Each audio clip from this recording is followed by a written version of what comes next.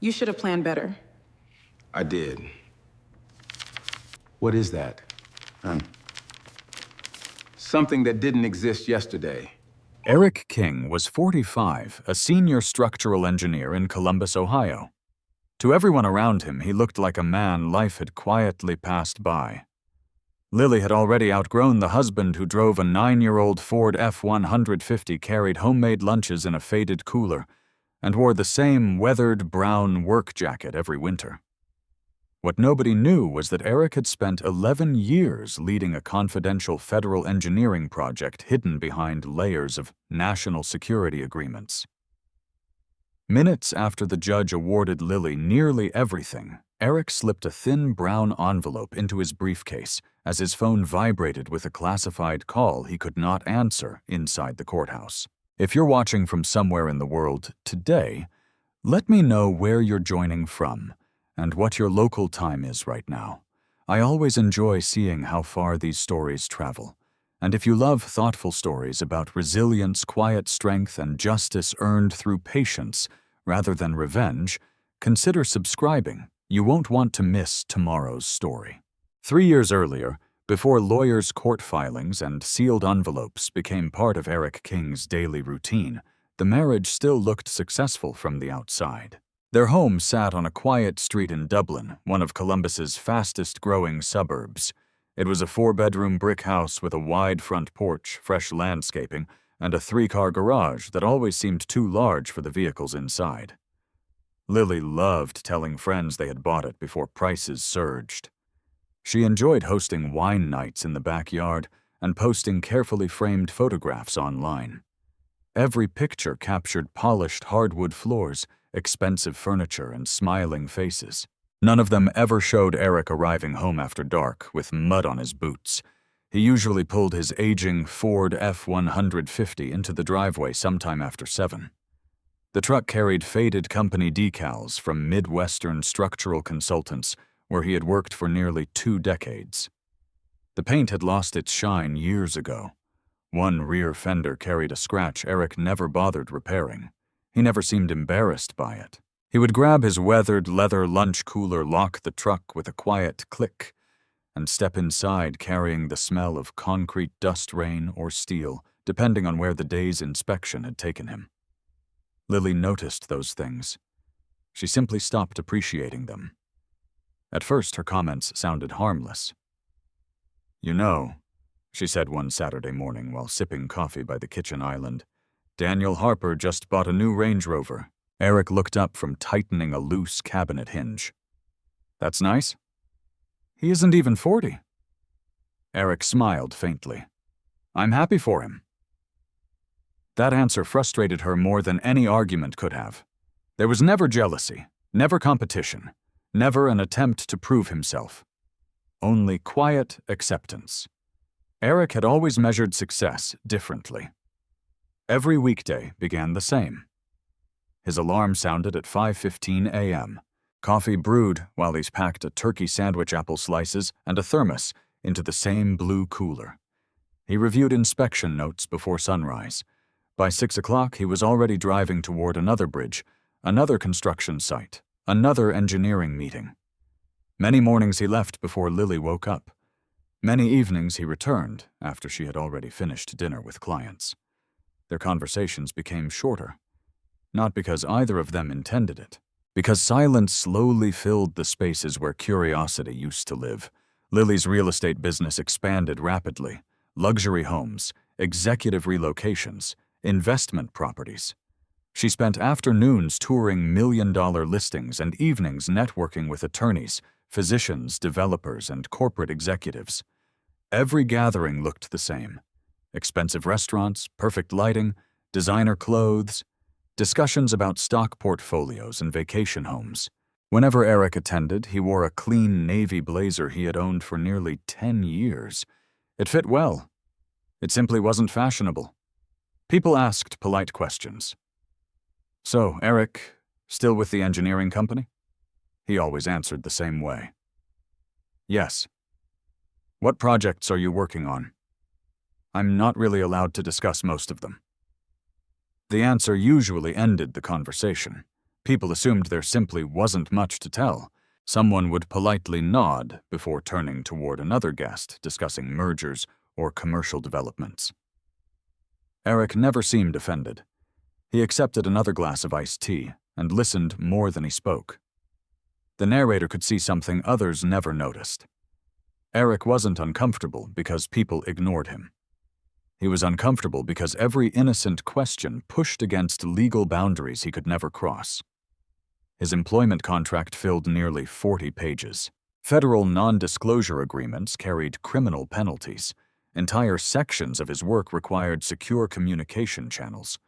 Even Lily knew very little beyond his official job title. She assumed that was because he preferred privacy. The truth was far more complicated. One Friday evening, she stood beside him during a charity fundraiser at the Columbus Museum of Art. Nearby, two developers discussed a billion-dollar mixed-use project. Another guest introduced himself as the regional vice president of a Fortune 500 construction company. Then came the familiar question. "And what do you do, Eric?" "I'm a structural engineer." The executive smiled politely. "Commercial. A little of everything." "What are you building these days?" Eric paused.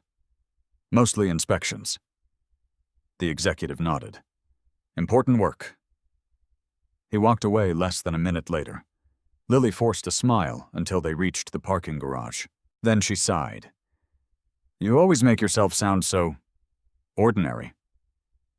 Eric unlocked the truck. "I told him the truth." "You could explain more." "I really can't." "You always say that." "Because it was always true." He started the engine. The rest of the drive home happened almost entirely in silence. Over the following months, invitations became less frequent, not because people disliked Eric, because Lily increasingly attended events alone. She explained it casually. "He's working again." Everyone accepted the explanation. Some admired Eric's work ethic. Others quietly concluded he cared more about his job than his marriage. Neither assumption was completely accurate.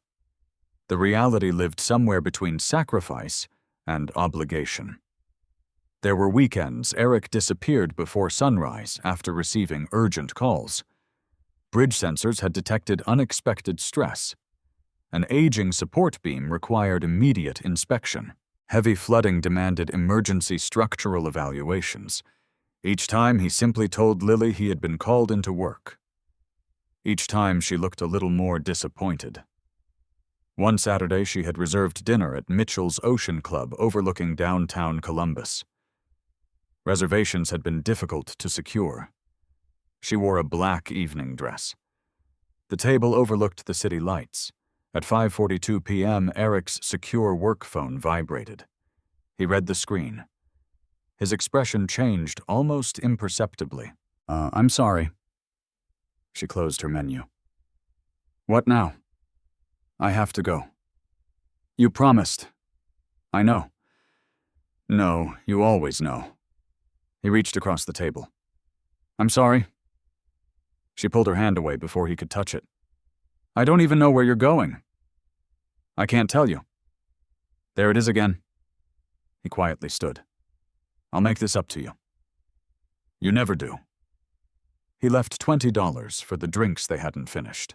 She watched him disappear through the restaurant entrance without looking back. Eric spent the next 16 hours inspecting damage beneath a bridge after a freight truck collision threatened one of its primary load-bearing members. By the time he returned home Sunday afternoon, Lily was asleep upstairs. He stood outside the bedroom for several seconds, then quietly closed the door without waking her. Arguments gradually disappeared. Not because the problems were solved, because both had stopped believing arguments could solve them. Eric noticed the growing distance. He saw empty closets after business trips became longer. He noticed Lily smiling more at her phone than across the dinner table. He heard laughter from another room that no longer included him. Still, he refused to accuse. Without evidence, accusations were only noise. That belief guided every part of his life. One evening, he repaired a loose fence board while Lily prepared for another networking reception. She walked outside, wearing an elegant, cream-colored pantsuit. You don't have to keep fixing everything yourself. It only took 10 minutes. You could hire someone. Eric smiled while tightening the final screw. I like knowing it's done right. She looked at him for several seconds, then quietly shook her head. You really don't understand. He watched her leave without asking what she meant. Deep down, he feared he already did.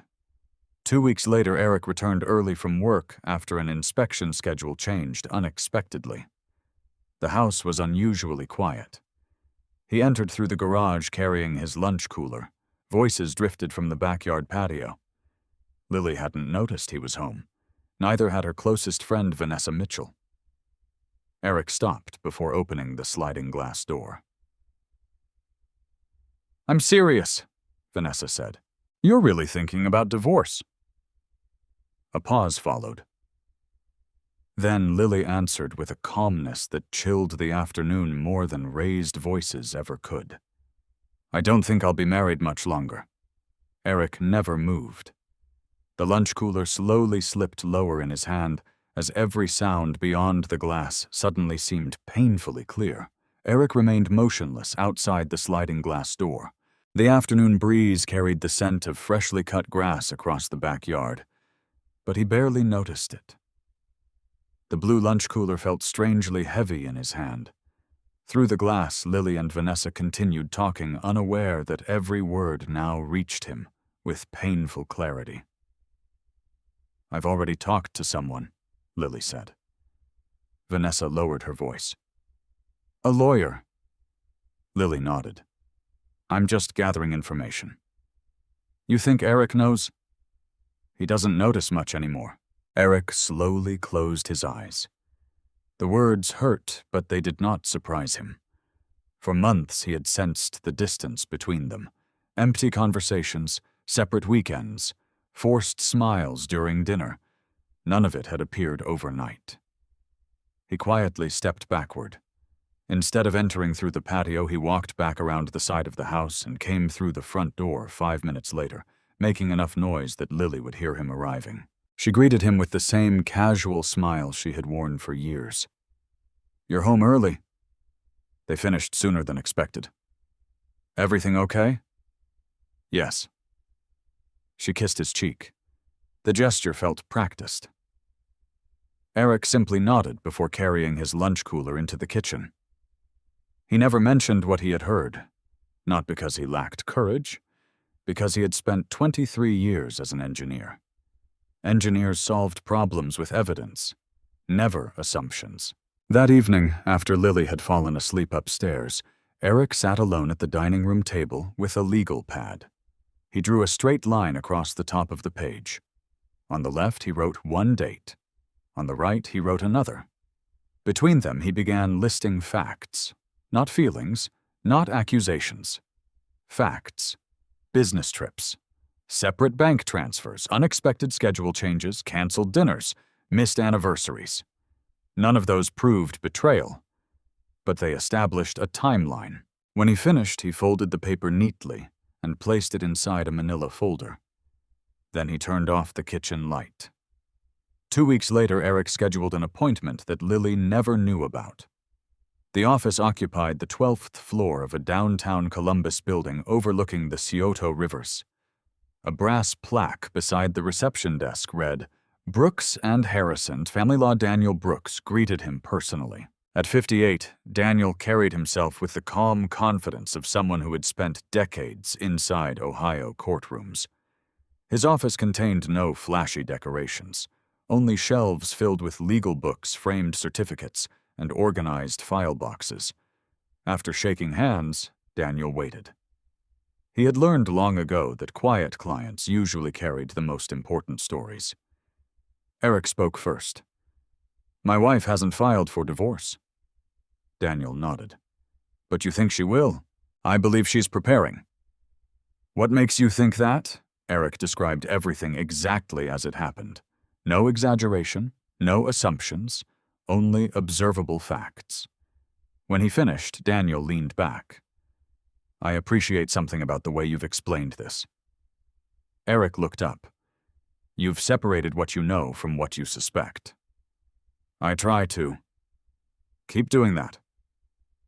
Daniel reached for a yellow legal pad. If divorce happens, emotion will tempt both sides to move quickly. He wrote 3 words. Document, disclose, wait. Then he slid the paper toward Eric.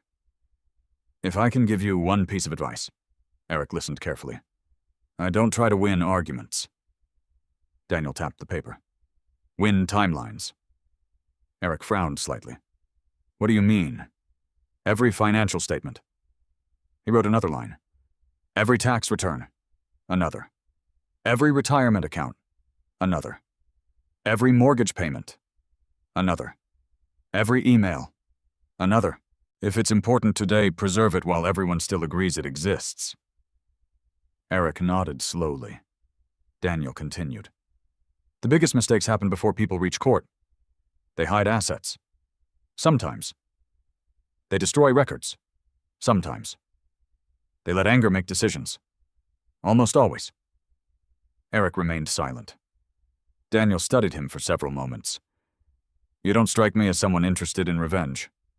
I'm not. Good. Because revenge usually costs more than divorce. The meeting lasted nearly 2 hours. By the time Eric left, he carried a detailed checklist. Over the following months, he quietly began organizing everything. Not secretly, simply carefully. Saturday mornings became filing sessions. He scanned tax returns dating back 8 years, downloaded mortgage statements, printed investment summaries, backed up insurance records, created digital folders, created identical paper copies. Every document received a date. Every date matched a receipt. Every receipt matched a bank record. Engineering had taught him that good systems prevented future disasters. This was no different.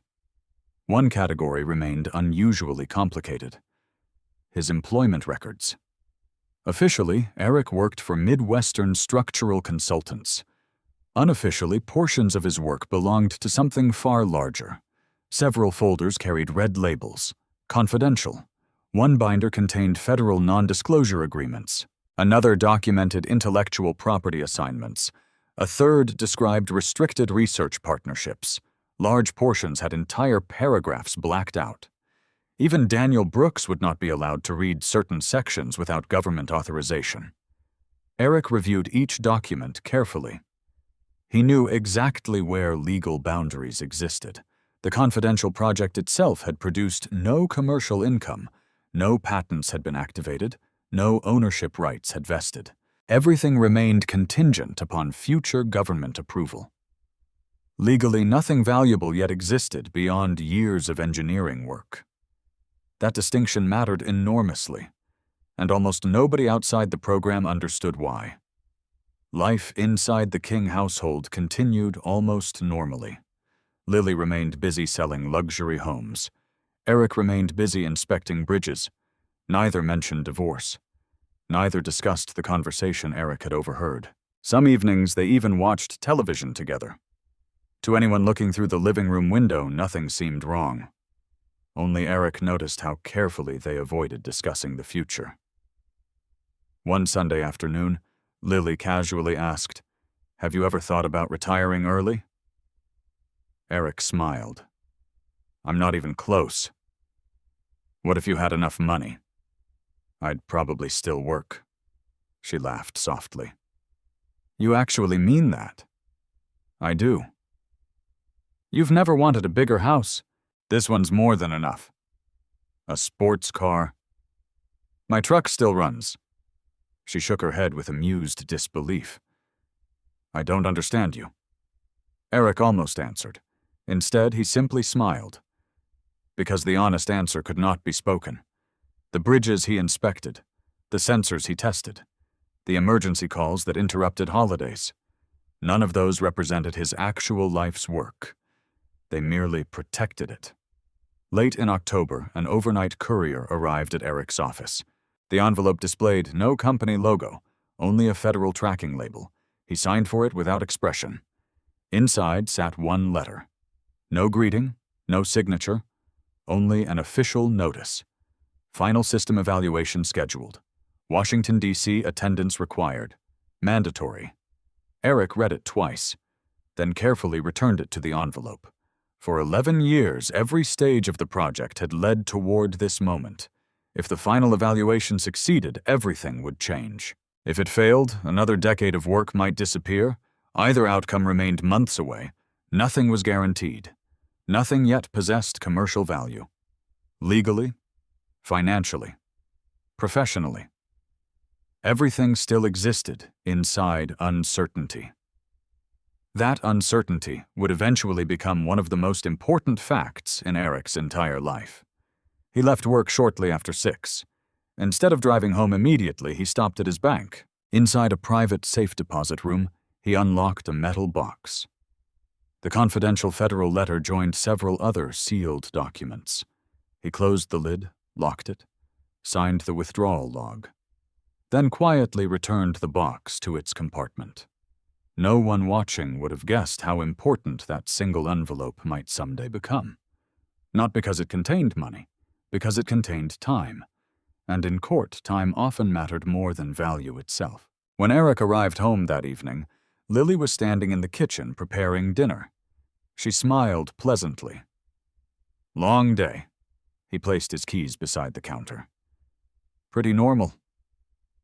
Neither of them realized that somewhere ahead, the calendar had already begun deciding who would truly leave the marriage with everything.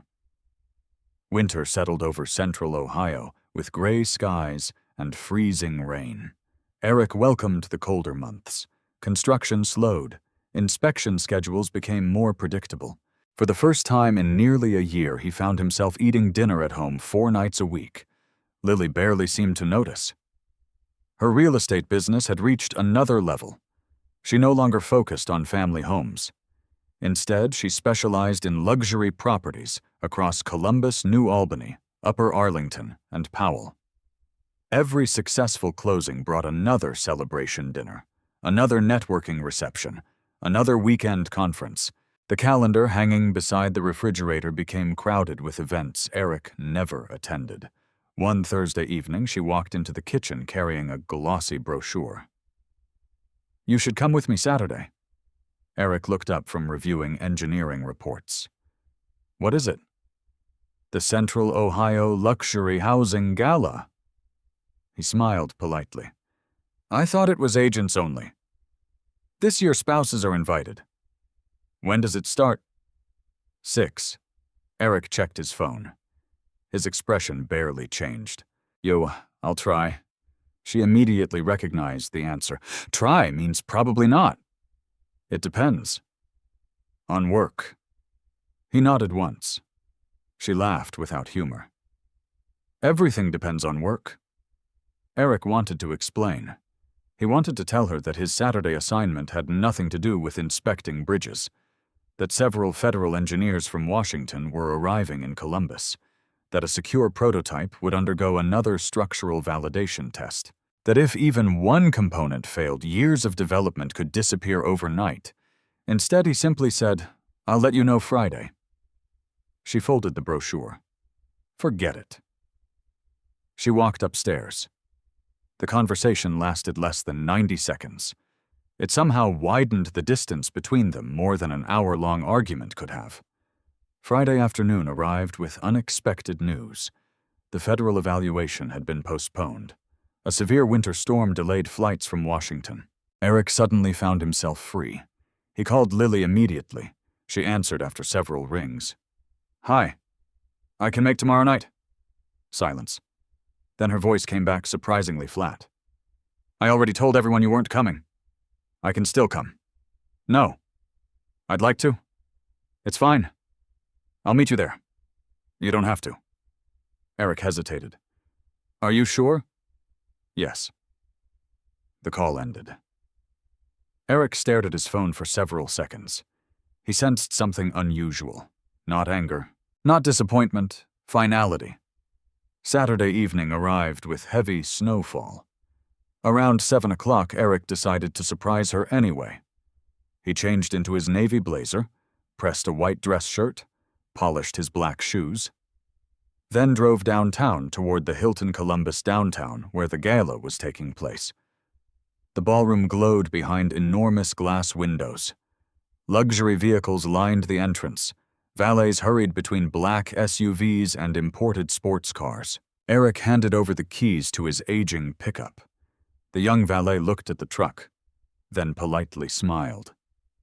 "No problem, sir." Inside, crystal chandeliers reflected warm light across hundreds of guests. Servers carried silver trays through conversations about investments developments and commercial acquisitions.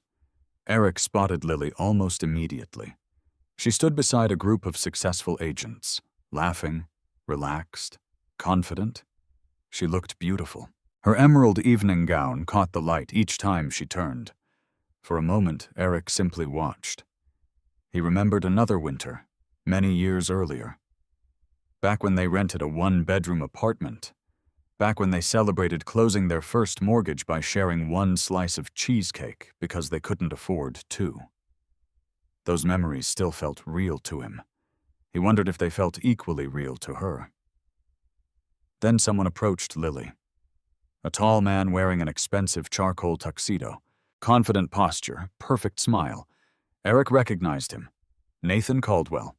A commercial real estate developer, early 50s, recently divorced, frequently featured in Columbus business magazines. Nathan handed Lily another glass of champagne. She accepted it naturally. Not awkwardly, naturally.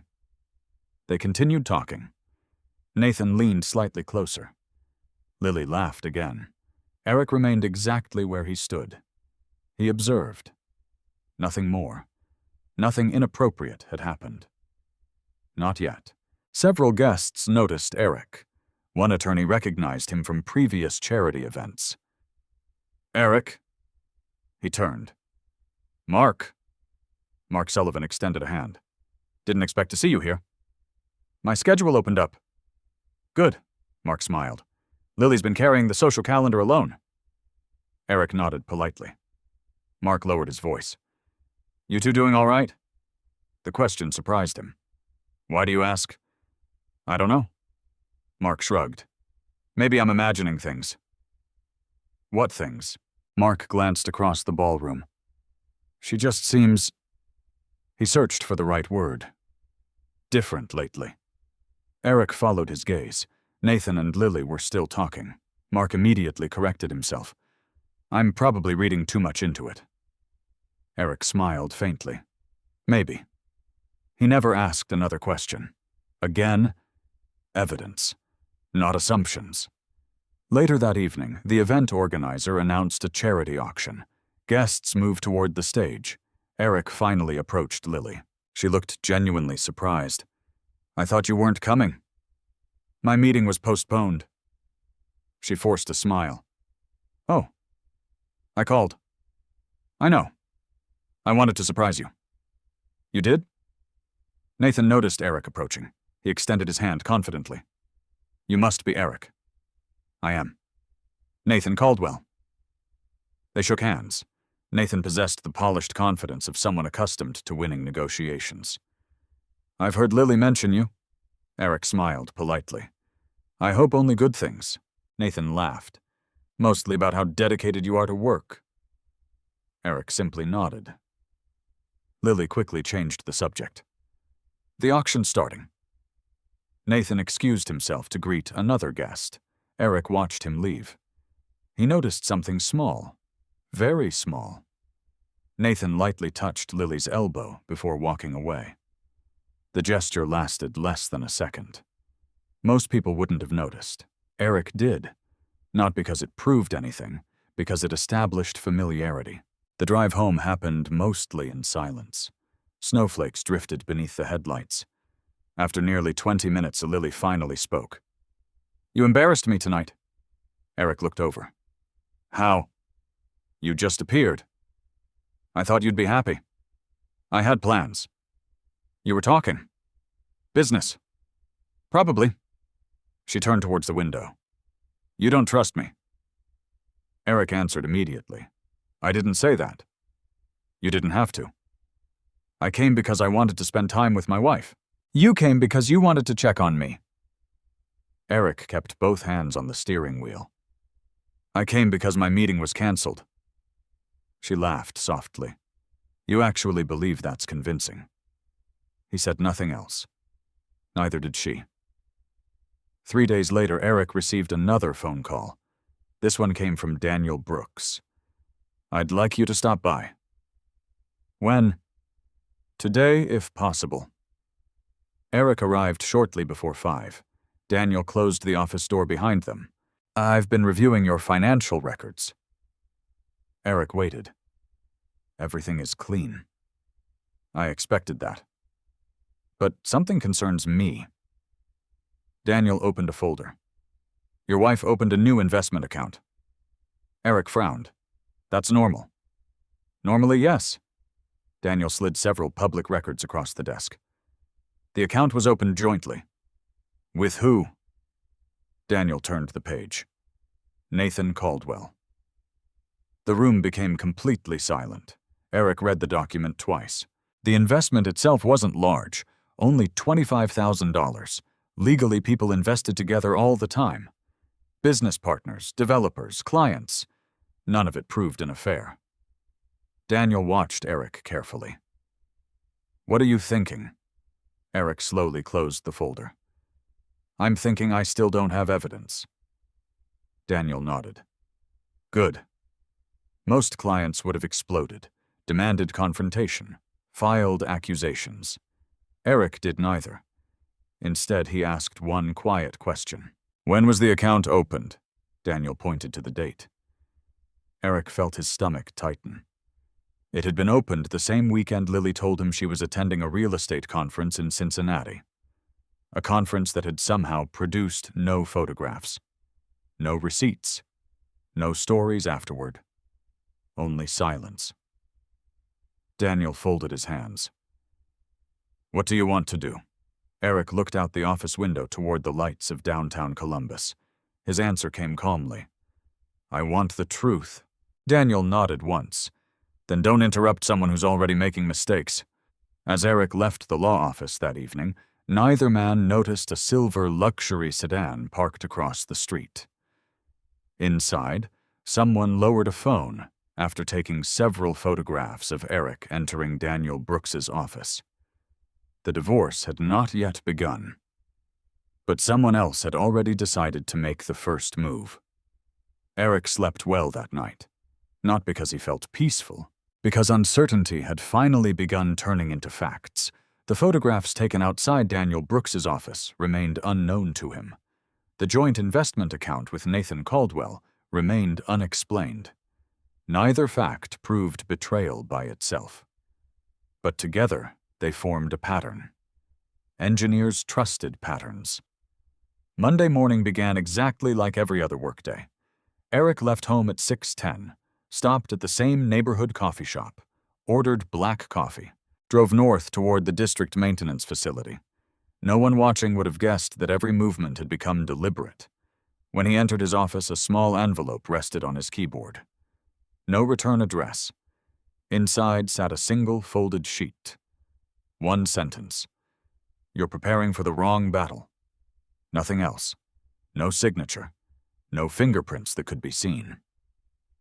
Eric read it twice, then quietly placed it inside a clear evidence sleeve from his desk. He did not throw it away. He did not panic. He simply wrote today's date across the outside of the sleeve. At 9:30, he received another call from Washington. The evaluation team lands Thursday. I'll be there. We've moved the location. Understood? You'll receive updated security credentials tomorrow. The call ended. Eric immediately deleted the temporary access message from his phone after writing the required information into his encrypted notebook. Years inside confidential engineering projects had made habits automatic. Nothing sensitive stayed on personal devices. That afternoon, Daniel Brooks called again. I found something. Eric drove downtown after work. Daniel spread several property records across the conference table. These are public filings. Eric studied them carefully. Nathan Caldwell's development company had recently purchased 37 acres outside Dublin, Ohio, commercial zoning, future mixed-use development. Purchase price, $38 million. So, Eric asked. Daniel slid another document beside it.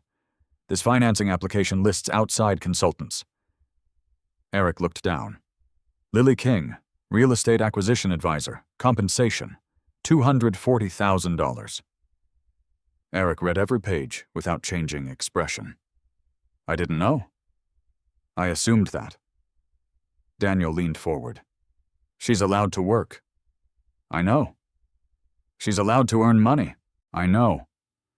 But she's required to disclose significant financial interests inside the marriage. Eric nodded slowly. Has she? Daniel answered with one quiet word. No. Silence settled across the room. Daniel continued. I'm not accusing her of hiding assets. You're saying she failed to disclose them? Exactly. There is a legal difference. Eric appreciated that distinction. The law depended on precise language, just like engineering depended on precise measurements.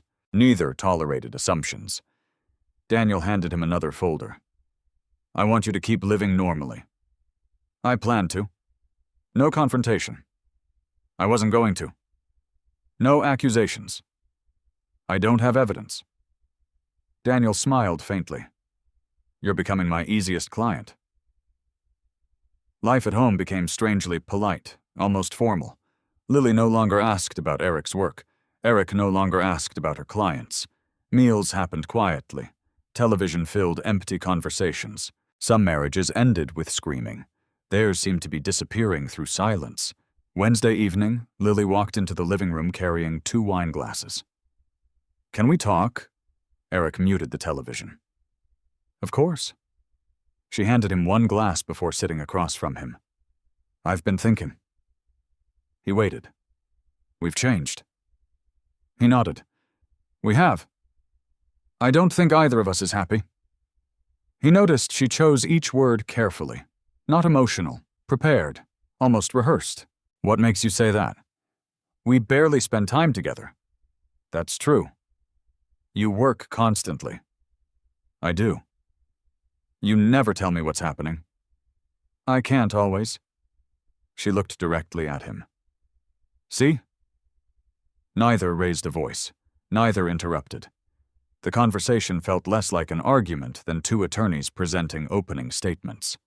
Finally, she asked, Have you ever wondered whether we're still the same people who got married? Eric looked at the wedding photograph hanging above the fireplace. 22 years earlier. Both smiling. Both carrying dreams much larger than their bank accounts. No, he answered quietly. I think we're still the same people. She frowned. You really believe that? I think we've made different choices. Neither spoke for nearly a minute. Then Lily stood. I have an early showing tomorrow. She carried her untouched wine upstairs. Eric remained alone downstairs. He looked at his own untouched glass, then poured it into the sink. Thursday arrived. The federal evaluation occupied nearly 12 hours inside a secured laboratory operated through a partnership between several engineering contractors and the Department of Transportation. Every participant surrendered personal phones before entering. Biometric scanners replaced ordinary security badges. Eric spent the entire day reviewing structural simulations, stress analyses, emergency response models, and prototype testing. By evening, the chief evaluator shook his hand. Congratulations. Eric remained calm. Thank you. The final recommendation goes to Washington next month. Understood. You've waited a long time. I have. We believe the system is ready. Eric thanked him once more. That single sentence carried more weight than anyone outside the project could understand. For 11 years, he had worked on a revolutionary structural monitoring network capable of predicting catastrophic bridge failures before visible damage appeared. Thousands of microscopic sensors, artificial intelligence, real-time infrastructure analysis. The system had the potential to save countless lives. Commercial licensing discussions had never officially begun. No patents had yet transferred. No royalties existed. Everything still belonged to the federal partnership. But for the first time, success appeared genuinely possible. When Eric reached home after 9, the house stood dark. Lily had not returned. A handwritten note rested on the kitchen island. Showing homes with clients. Don't wait up. L. He glanced at the clock. 9:17 p.m. Real estate often required late hours. There was nothing unusual about that. Still, something encouraged him to open his laptop. He logged into the shared family calendar. Lily had entered only one appointment. Private client dinner. No location. No client name. Nothing else. He closed the computer. Again, not evidence. Friday afternoon, another surprise arrived. This time through certified mail. Lily accepted the envelope while Eric stood beside her. She glanced at the sender. Brooks and Harrison. For barely half a second, something crossed her face. Recognition. Then it disappeared. She handed Eric the envelope. I think this is yours. It is. He thanked her. Opened it calmly. Inside rested several updated estate planning documents Daniel had recommended months earlier. Nothing about divorce, nothing confidential. Eric signed one acknowledgement page and placed everything back inside. Lily watched carefully. What was that? Estate paperwork. I didn't know you were updating it. I've been putting it off. Oh, she smiled politely, then turned away. Eric noticed something. She had expected something else. Late that evening, his phone vibrated. Daniel Brooks. I received an interesting call. From who? An attorney. Eric waited. Margaret Ellis. The name meant nothing to him. Should it? Daniel answered quietly. She's one of the most aggressive divorce attorneys in Columbus. Eric remained silent. She asked whether I represented you. What did you tell her? The truth, which is that I don't discuss clients. Another pause. Daniel continued. Eric? Yes. I think your wife has already retained counsel. The words landed softly. No shock, no anger, only confirmation. Eric walked toward the living room window. Snow continued falling across the quiet neighborhood. When? I don't know. Did Margaret say anything else? Only one thing. What? She seemed surprised. Why? Daniel hesitated. Because she believed you didn't know. Eric thanked him and ended the call. He remained standing at the window for several minutes. Across the street, Christmas lights glowed on neighboring houses. Children laughed while building a snowman beneath a street lamp. Inside his own home, silence filled every room. For the first time since overhearing Lily months earlier, Eric accepted a simple truth. The marriage was ending. Not someday, soon. He walked upstairs. Lily was already asleep, or pretending to be. Eric quietly changed clothes and lay beside her. Neither reached toward the other. Neither spoke. Only the sound of winter wind pressed gently against the bedroom windows. At exactly 6:42 the following morning, the front doorbell rang. Eric opened it. A uniformed process server stood on the porch holding a thick legal envelope. Mr. Eric King. Yes. You've been served. Eric accepted the documents with steady hands. The first page carried bold letters across the top. Petition for dissolution of marriage. As he turned to the second page, one sentence immediately caught his attention. Temporary financial restraining orders requested. And beneath that, an emergency motion seeking exclusive possession of nearly every marital asset before the court had even heard the case. The process server walked back toward his sedan without looking over his shoulder. Eric closed the front door quietly. The legal envelope remained unopened for nearly 30 seconds. Not because he feared what it contained, because once he read it, there would be no returning to the uncertainty of the previous months. He carried the documents to the dining room table. Lily stood motionless near the kitchen entrance. She had heard the conversation at the door. "What was that?" she asked.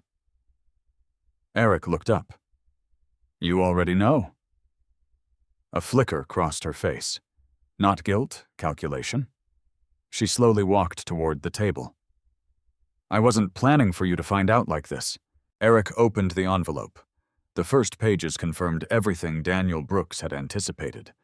Petition for dissolution of marriage, motion for temporary orders, exclusive use of the marital residence, temporary possession of most financial accounts, immediate restrictions on transferring marital assets, temporary spousal support, attorney fees.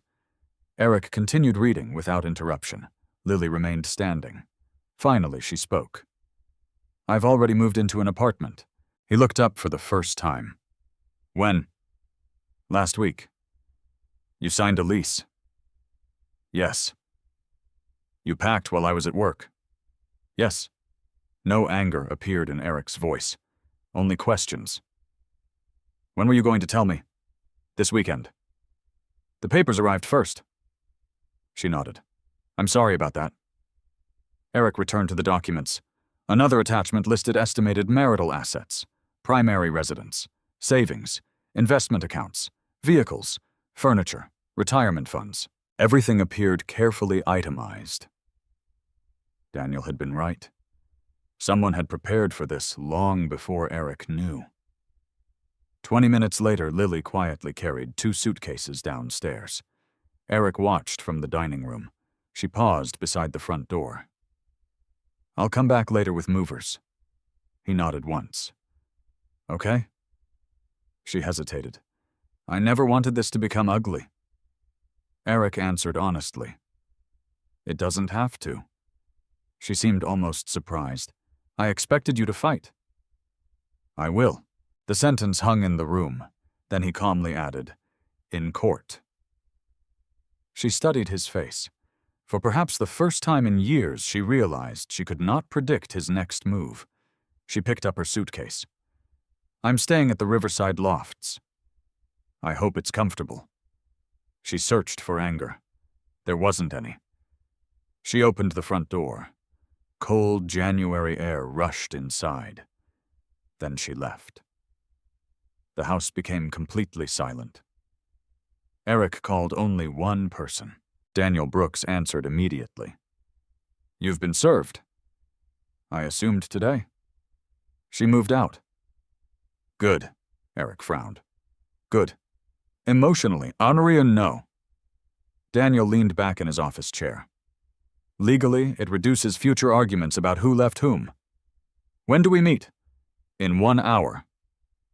Daniel's conference room already contained 3 large binders, one labeled Financial Records, another Property, the third simply read Timeline. Daniel motioned toward the chair. "Let's begin." Eric handed him the petition. Daniel read rapidly. "No surprises." "You expected all of this?" "I expected more." He circled several paragraphs. "Temporary possession requests." "Can she get them?" "Maybe." "What determines that?" "The judge." Daniel slid another folder across the table. "I've already prepared our response." Eric looked surprised. "You prepared it before today?" "I prepared it the day Margaret Ellis called." Daniel smiled slightly. "I told you someone thought you didn't know." Eric nodded slowly. Daniel continued. "Eric, from this point forward, everything matters." "What do you need?" "The truth." "You have it." "I'll need more." Daniel opened the timeline binder. "When did communication begin breaking down?" Eric answered with dates instead of emotions. "When did she begin working with Nathan Caldwell? When did financial disclosures stop? When did she start staying out late?" Every answer carried a month, a location, A specific memory. Never guesses. Never exaggeration. Daniel appreciated that. This is why engineers make excellent witnesses. Eric looked up. Why? You separate observation from conclusion. The next week unfolded under temporary court deadlines. Every financial statement had to be exchanged, every retirement account disclosed, every mortgage, every insurance policy, every debt. Daniel requested complete transparency. We hide nothing, Eric agreed immediately. At the Department of Transportation, federal ethics rules already required extensive annual financial disclosures. His records were immaculate. 3 days later, Daniel called again. I've reviewed everything. And? You own less than I expected. Eric smiled faintly. I've never cared about appearances. No luxury cars. No boats. No vacation homes. No secret accounts. No. Daniel closed the folder. Margaret Ellis is expecting hidden wealth. Why? Because Lily believes there is. Eric frowned. What makes you think that? Daniel reached into another folder. A mutual acquaintance? He slid over notes from an informal conversation with Mark Sullivan, the attorney Eric had met at the charity gala. Mark had recently attended a business dinner where Lily spoke openly, not about details, about expectations. According to Mark, Lily believed Eric had been secretly accumulating investments throughout the marriage. She intended to uncover them during discovery. Daniel folded his hands. She thinks you've been hiding money. Eric almost laughed. I wish. No. Daniel shook his head. You've been hiding something. Eric became quiet. Daniel continued carefully. I don't need to know unless it affects this case. It doesn't. Good. The confidential federal project remained exactly that. Confidential. It had no present commercial value, no ownership interest, no personal royalties, nothing divisible in divorce. Not yet. Across town, Lily sat inside Margaret Ellis's office. The narrator could not enter Lily's thoughts. Only observe. Margaret spread Eric's financial disclosures across the conference table. Bank accounts, retirement plans, mortgage balances, tax returns.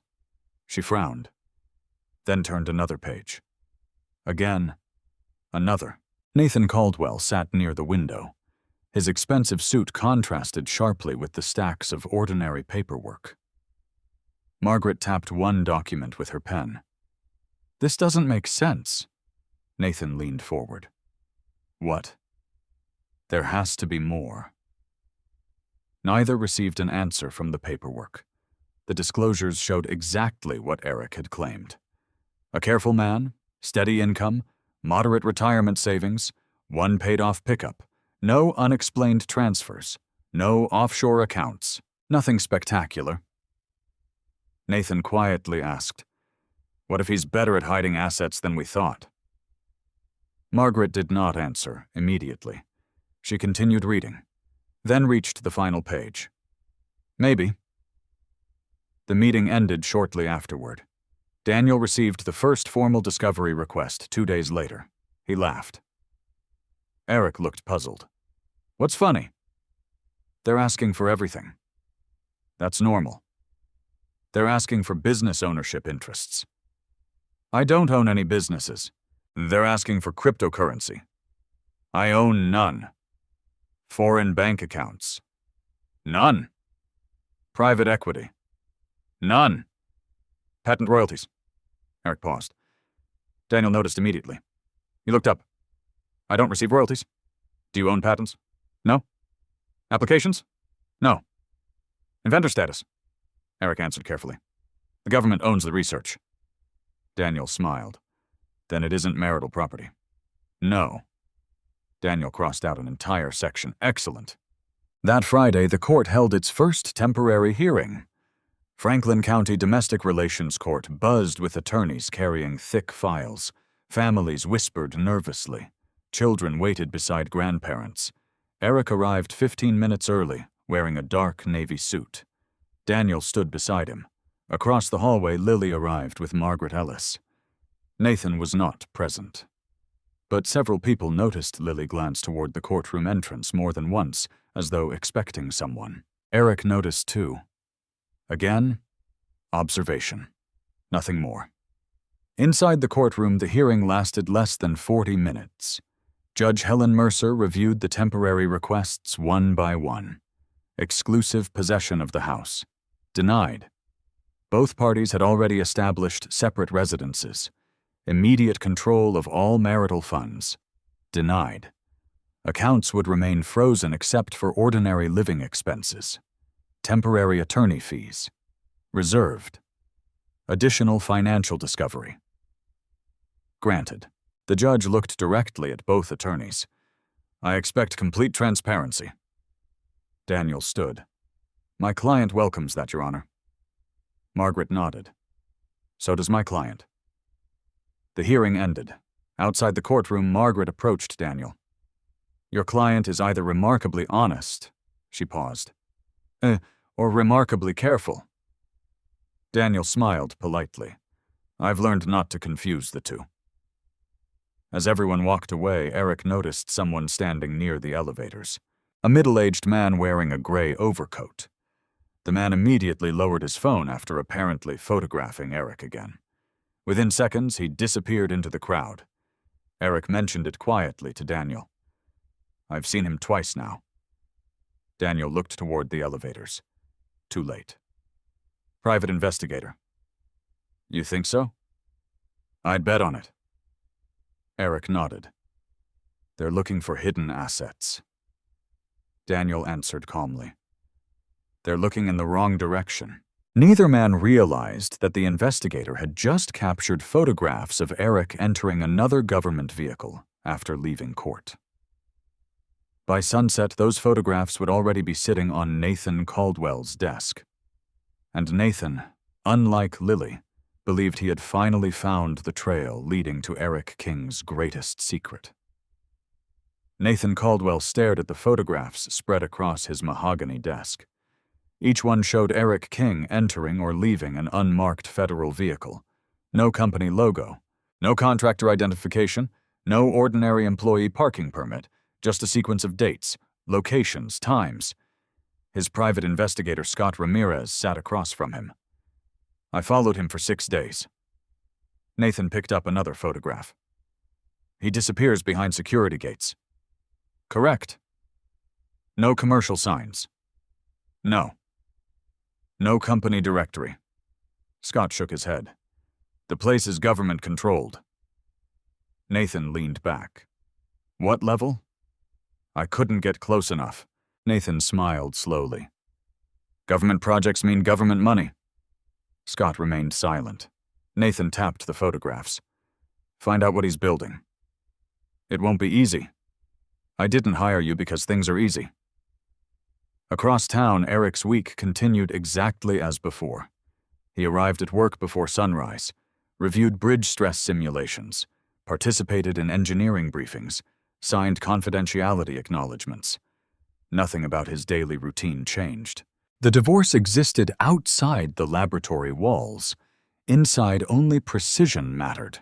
Late Tuesday morning, his division director, Rebecca Thornton, requested a private meeting. She closed the office door. I've been notified. Eric looked up. About what? Your divorce. He remained quiet. The legal department informed me because of your federal clearance. I understand. Rebecca folded her hands. I need to ask a difficult question. Go ahead. Has anyone attempted to obtain confidential information through personal relationships? Eric answered immediately. No? No unusual questions from family members? No. No requests regarding project funding? No. Rebecca watched him carefully. She had supervised Eric for nearly 8 years. She trusted his judgment. Still, protocol required the conversation. If that changes, you'll know immediately. She nodded. I expected that answer. Before he stood to leave, she added one more sentence. Eric, Yes. Personal problems have ended careers here. He waited. I don't think yours will. That afternoon, Daniel Brooks called unexpectedly. I need you downtown. Something happened. We received additional discovery. Eric arrived 35 minutes later. Daniel pushed another stack of papers across the conference table. They're expanding the request. Eric read the headings: employment records, security clearances, government contracts, travel reimbursements, professional correspondence. This seems excessive. It is. Daniel circled several paragraphs. They're fishing. For what? For hidden income. Eric closed the folder. They won't find any. I know, Daniel smiled. But someone believes there's a fortune buried inside your career. Eric considered the statement. Lily had always known he worked on confidential infrastructure projects. But she never knew details. Neither did anyone else. Federal law prohibited it. Daniel leaned forward. I need to ask you something. Eric nodded. If someone hired investigators to follow you. They did. Could those investigators accidentally violate federal security laws? Eric thought carefully before answering. Possibly. Daniel's eyebrows lifted. What happens then? They stop being divorce investigators. They become subjects of another investigation. Neither man said another word for several seconds. The following morning, Scott Ramirez parked outside Eric's facility before dawn. His camera rested on the passenger seat. A telephoto lens pointed toward the entrance. At 6:18, a black SUV entered through the secured gate. Scott raised his camera. Before pressing the shutter, someone knocked on his driver's side window. He looked up. 2 uniformed federal security officers stood outside. One calmly motioned for him to lower the window. Scott complied. Morning? Morning? The older officer held up identification. Federal Protective Service? Scott remained polite. Can I help you? We'd like to know why you've photographed this facility for 3 consecutive mornings. Scott answered carefully. I'm conducting surveillance. For whom? A private client. What client? I can't disclose that. The officer nodded. I understand. He handed Scott a printed notice. You'll need to leave. Am I breaking the law? Not yet. Scott accepted the warning. As he drove away, another black SUV quietly pulled behind him. It followed for nearly 4 miles before turning off. Scott never noticed. That evening, Nathan became impatient. What did you learn? Scott placed the warning notice onto Nathan's desk. I learned your target isn't ordinary. Nathan skimmed the document. Federal Restricted Observation Area. Unauthorized surveillance warning. Reporting requirements. Nathan frowned.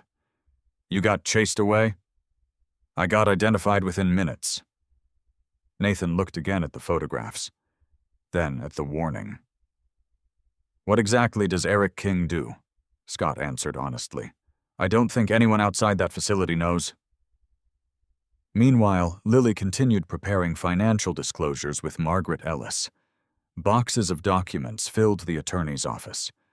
Margaret remained methodical. We're missing something. Lily sighed. I've given you everything.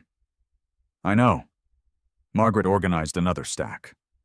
I've practiced family law for 27 years. She looked directly at Lily. When one spouse works inside classified engineering contracts, she paused. Unexpected assets sometimes appear. Like what? Patent interests. Deferred compensation, restricted stock, licensing rights. Lily slowly nodded. I always thought there had to be something. Margaret noticed the wording. You thought he was always so calm. So, he never worried about money. Margaret wrote another note. People who aren't worried about money usually know something others don't. The meeting continued late into the afternoon. No new evidence appeared, only more questions. Eric spent Saturday morning alone inside the family home. The silence no longer felt unfamiliar. He organized bookshelves, cleaned the garage, repaired a loose cabinet hinge that had bothered him for nearly 2 years. Simple work with visible results. Around noon, the doorbell rang. His younger sister, Emily King, stood outside carrying homemade soup. She hugged him tightly. "I didn't call first." "I know." "You look tired." "I probably am." Emily entered the kitchen. She had always admired her older brother's quiet discipline. Now she noticed something else. The refrigerator contained only enough food for one person. Lily's favorite coffee mugs had disappeared. Half the closet in the hallway stood empty. She set the soup on the counter. "How bad is it?" Eric answered honestly. "The marriage is over." Emily nodded slowly. "I meant the divorce." He smiled faintly. "That too." She sat beside him. "I want to ask something." "Go ahead." "Did you see this coming?" "Months ago." "And you didn't tell anyone?" "I needed facts first." Emily laughed softly. "You're still the same kid who refused to accuse anyone until you had proof." Eric remembered. When they were children, neighbors had blamed him after a bicycle disappeared. Everyone assumed the quiet boy had taken it. Eric said nothing for 3 days, then calmly showed the bicycle abandoned behind an old shed nearly a mile away. He had spent hours searching instead of arguing. Their father later told him something he never forgot. Truth doesn't become stronger because you shout louder. It becomes stronger because you can point to it. Sunday evening, Daniel invited Eric to dinner at a quiet steakhouse near German Village. No legal files sat on the table. Only 2 meals. Halfway through dinner, Daniel finally spoke. "I have good news." Eric looked up. "The judge approved our request for forensic accounting." "I expected that." "So did I." Daniel cut another piece of steak. "What I didn't expect," he reached into his briefcase, "was this." He handed Eric a sealed envelope. Inside rested a preliminary financial report, prepared by the independent forensic accountant. Eric scanned the first page. The report summarized disclosed marital assets. Nothing unusual. Then he reached page 4. Several highlighted entries appeared. Undisclosed consulting income, large incoming wire transfers, real estate commissions routed through secondary business accounts. Entity under review, Lily King Real Estate Consulting, LLC. Eric looked at Daniel. "I've never heard of this company." "Neither had I." "It isn't listed in her disclosures." "No." Daniel pointed toward the highlighted section. "According to state business filings." He paused deliberately. "The company was created 11 months ago." Eric continued reading. Registered agent, Nathan Caldwell Development Group. The room became completely still. Not because the evidence proved an affair, not because it proved fraud, but because for the first time objective financial records connected Lily and Nathan inside a business relationship neither had ever disclosed during the marriage. Daniel closed the report. "We finally have something that isn't suspicion." Eric nodded slowly. "We have documentation." Daniel smiled. "And documentation wins cases." As they stood to leave the restaurant, Eric's phone vibrated. The screen displayed an unfamiliar Washington, D.C. number. He answered. The voice on the other end spoke only one sentence. "Mr. King, your commercial licensing review has been accelerated." Then the caller added 6 words that immediately changed everything. "You need to come to Washington tomorrow." Eric stared at the silent phone for several seconds after the call ended. Daniel watched him carefully. "Who was it?" "A federal office in Washington." "What did they want?" "They said my commercial licensing review has been accelerated." Daniel frowned. "You weren't expecting that?" "No." "What does it mean?" Eric folded the phone into his jacket pocket. I'm not sure. That answer was true. Only a handful of people inside the Department of Transportation even knew the project had reached the licensing phase. The timing made no sense, unless something significant had changed. Before sunrise Monday morning, Eric boarded the first flight from Columbus to Ronald Reagan Washington National Airport. He carried only one overnight bag. No briefcase, no engineering files. Everything sensitive remained inside secured federal systems. Rebecca Thornton met him outside Terminal B. She rarely traveled for ordinary meetings. The fact that she had come herself told Eric more than the phone call had. They drove north without discussing work. Only after passing through 2 separate security checkpoints did Rebecca finally speak. You've had investigators following you. It was not a question. Yes. We know. Eric glanced toward her. You've been informed? Our security office was informed. She paused. The investigators were observed documenting vehicle movements near restricted facilities. They work for people involved in my divorce. Rebecca nodded. We've already confirmed that. She turned into a secured government complex surrounded by reinforced fencing. Unfortunately, your divorce is no longer completely separate from your work. Inside the building, Eric surrendered his phone watch and identification badge. A temporary clearance escort guided him through multiple security doors. Finally, he entered a conference room. 3 people already waited. Rebecca introduced them. Richard Owens, Deputy Director of Infrastructure Innovation. Angela Foster, Senior Counsel for Federal Intellectual Property. Thomas Reed, Director of Technology Commercialization. None smiled.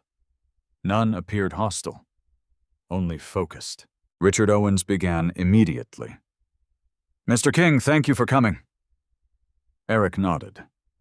You've been informed that your licensing review has accelerated. Yes. Richard slid a thick folder across the polished table. We accelerated it ourselves. Eric opened the folder. The first page carried the title, Federal Structural Integrity Predictive Modeling Platform. His project, years of work, thousands of engineering hours, hundreds of bridge simulations, every equation, every validation study, everything. Angela Foster continued. The Secretary approved commercialization Friday afternoon. Eric looked up. I thought approval wouldn't happen until next year. So did everyone. Thomas Reed smiled faintly. Congress moved faster. Richard folded his hands. As of this morning, the government has authorized limited commercial licensing. The room became silent. Eric understood immediately. The technology itself still belonged to the federal government, but under federal inventor compensation rules, designated lead inventors could receive royalty participation once commercial licensing began. Not ownership, not private patents. Royalty participation. Entirely legal. Entirely separate from his salary. Entirely outside anyone's expectations. Angela slid another document toward him. Your participation agreement. Eric slowly read the projected numbers. Initial licensing pool, projected state infrastructure contracts, expected engineering adoption, estimated annual inventor participation. The projected figures climbed steadily across 5 years. Year 1, $800,000. Year 2, $1.7 million. Year 3, $3.2 million. The estimates continued. They were projections, not guarantees. But even the conservative numbers exceeded anything Eric had imagined. Richard spoke quietly. Congratulations. Eric remained calm. When does this become public? Not yet. When? After the first licensing agreement is signed. How long? Thomas answered. Perhaps 4 weeks. Eric nodded once. The timing settled heavily in his mind. 4 weeks. Exactly when financial discovery and the divorce would be reaching its most important stage. Angela Foster opened another folder. We also have another matter. Eric looked toward her. Because investigators have already attempted surveillance around restricted facilities. She placed several photographs on the table. They showed Scott Ramirez's vehicle outside the federal complex. We're conducting a preliminary security review. Eric studied the images. I've never spoken to him. We know. Richard leaned forward. We aren't investigating you. We're investigating unauthorized surveillance. Eric understood. So, what happens now? Angela answered carefully. If those investigators continue approaching protected facilities, federal agencies will handle the matter. Eric simply nodded. There was nothing else to say. Back in Columbus, Nathan Caldwell paced inside his office. Scott Ramirez sat nearby. I've hit a wall. Nathan stopped walking. I don't accept walls. Scott remained calm. You don't understand. I understand you're failing. No. Scott slid several photographs across the desk. I understand someone much bigger than us has entered this. Nathan examined the federal warning notices, security reports, vehicle observations, government seals. His confidence weakened for the first time. What exactly is Eric involved with? Scott answered honestly. I don't know. Nathan stared through the office window. The uncertainty bothered him more than any answer could have. If Eric truly possessed nothing, why would federal agencies care? Meanwhile, Lily arrived at Margaret Ellis's office carrying another box of financial records. Margaret had barely slept. The forensic accounting report Daniel produced continued bothering her. She placed state corporate filings across the conference table. Lily. Yes. You never told me about the consulting company. Lily blinked. What consulting company? Margaret turned the paperwork toward her. Lily King Real Estate Consulting, LLC. Recognition crossed Lily's face. Oh, Margaret immediately noticed. You forgot. It never really operated. When was it created? Nathan's development firm suggested it nearly a year ago. For what purpose? He said future projects might use it. Margaret's expression hardened. Did it ever receive money? I don't think so. You don't think? Lily hesitated. Nathan handled most of that. Margaret slowly closed the folder. From this moment forward. Her voice became noticeably firmer. You don't guess. You know. Or you don't know. Lily nodded. Margaret continued, because Daniel Brooks already knows it exists. Eric returned to Columbus Tuesday evening. Daniel met him directly at the airport. You look exhausted. It's been a long day. Anything you can tell me? Eric considered the question. Some information remained confidential. Some did not. My project entered commercial licensing. Daniel stopped walking. What? It was approved. When? Friday. Daniel immediately understood. The same day the financial report connected Lily and Nathan. Eric nodded. The timing is unfortunate. Daniel almost laughed. For them. They reached the parking garage. Daniel unlocked his sedan. Do your royalty rights exist today? They exist. Can they be valued? Not accurately. Can anyone predict future licensing? No. Guaranteed income, no? Daniel smiled. Excellent. Eric looked puzzled. Daniel continued.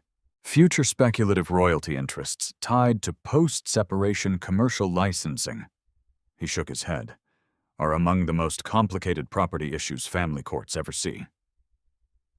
Meaning no one can simply claim half because they assume it'll be valuable. Eric quietly entered the passenger seat. Daniel started the engine. More importantly, he glanced toward Eric. Did Lily know any of this? No. Nathan, no. Margaret, no. Daniel drove into evening traffic. They've been chasing imaginary hidden money. He smiled slightly. They never realized the real value hadn't even existed until after they walked away. Wednesday brought another round of financial discovery. Daniel and Eric sat across from Margaret and Lily in a private conference room. Boxes filled with records surrounded them. Everything proceeded professionally. Bank statements, tax returns, retirement accounts, investment reports. Hours passed. Near noon, Margaret finally addressed Daniel. "We found your forensic report." Daniel nodded. "I assumed you would." "The consulting company generated almost no revenue." "I never claimed otherwise." "So why emphasize it?" Daniel calmly slid another document across the table. Registered agent agreement, operating authority, development participation addendum. Nathan Caldwell's signature appeared on every page. Margaret read silently, then looked toward Lily. The narrator could observe only Lily's reaction. Her posture stiffened, her fingers tightened around a pen. Daniel spoke evenly. "We're simply identifying undisclosed financial relationships." Margaret closed the file. "We'll supplement the disclosures." "I appreciate that." The meeting continued. No raised voices, no accusations, only documents, facts, signatures, dates, exactly the kind of evidence Eric trusted. That evening, Daniel called Eric once more. "I've scheduled depositions." "When?" 3 weeks. "Who?" "Lily." "Nathan Caldwell." "The forensic accountant." "The private investigator." Eric nodded. "And me."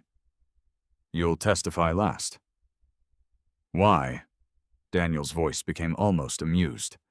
"Because I want everyone else committed to their stories before anyone learns what's about to happen in Washington." Eric looked out across the quiet backyard of the nearly empty house. The first commercial licensing announcement was scheduled for the following month. Nobody outside the federal program knew. Nobody involved in the divorce suspected it. Not Lily. Not Nathan. Not even Margaret Ellis.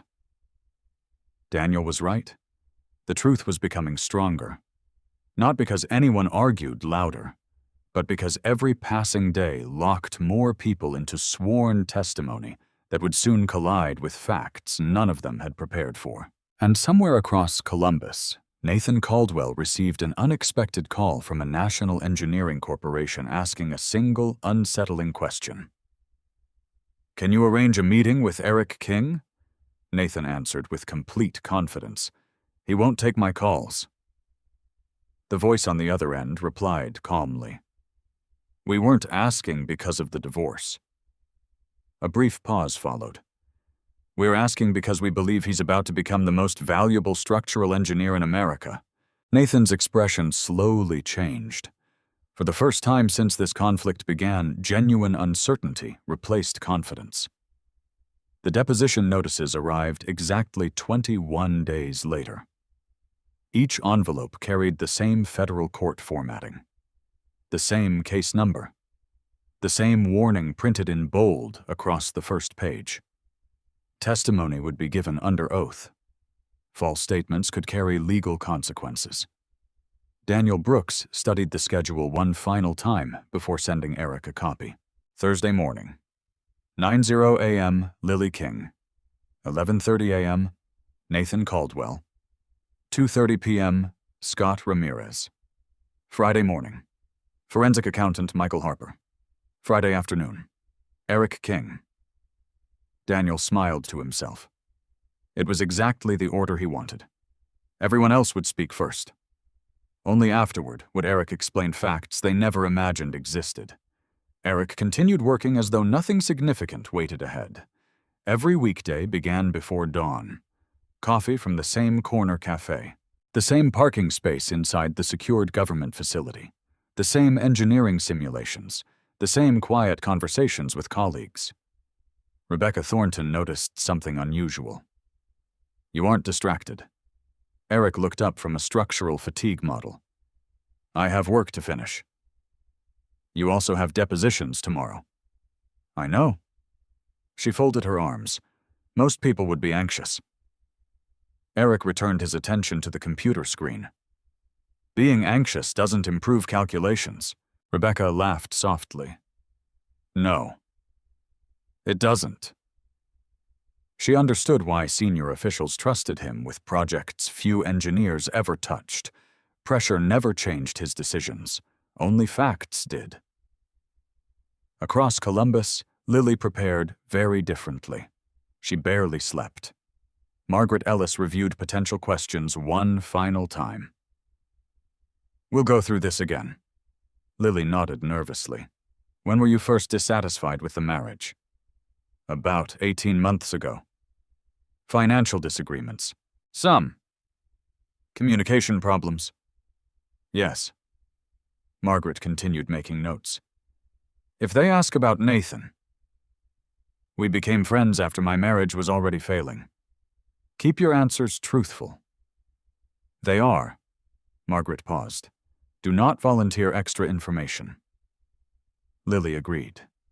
Yet uncertainty lingered across her face. Something felt different. Daniel Brooks had become increasingly confident during recent meetings.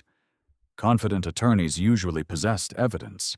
She simply did not know what evidence. Nathan Caldwell's preparation looked completely different. His corporate attorney, William Parker, represented him during questioning. William spoke bluntly. The questions will focus on business relationships. Nathan nodded. Fine. They'll ask about Lily. We worked together? Professionally? Yes. William watched him carefully. Only professionally, Nathan answered without hesitation. Yes. William leaned back. If that's your testimony. It is.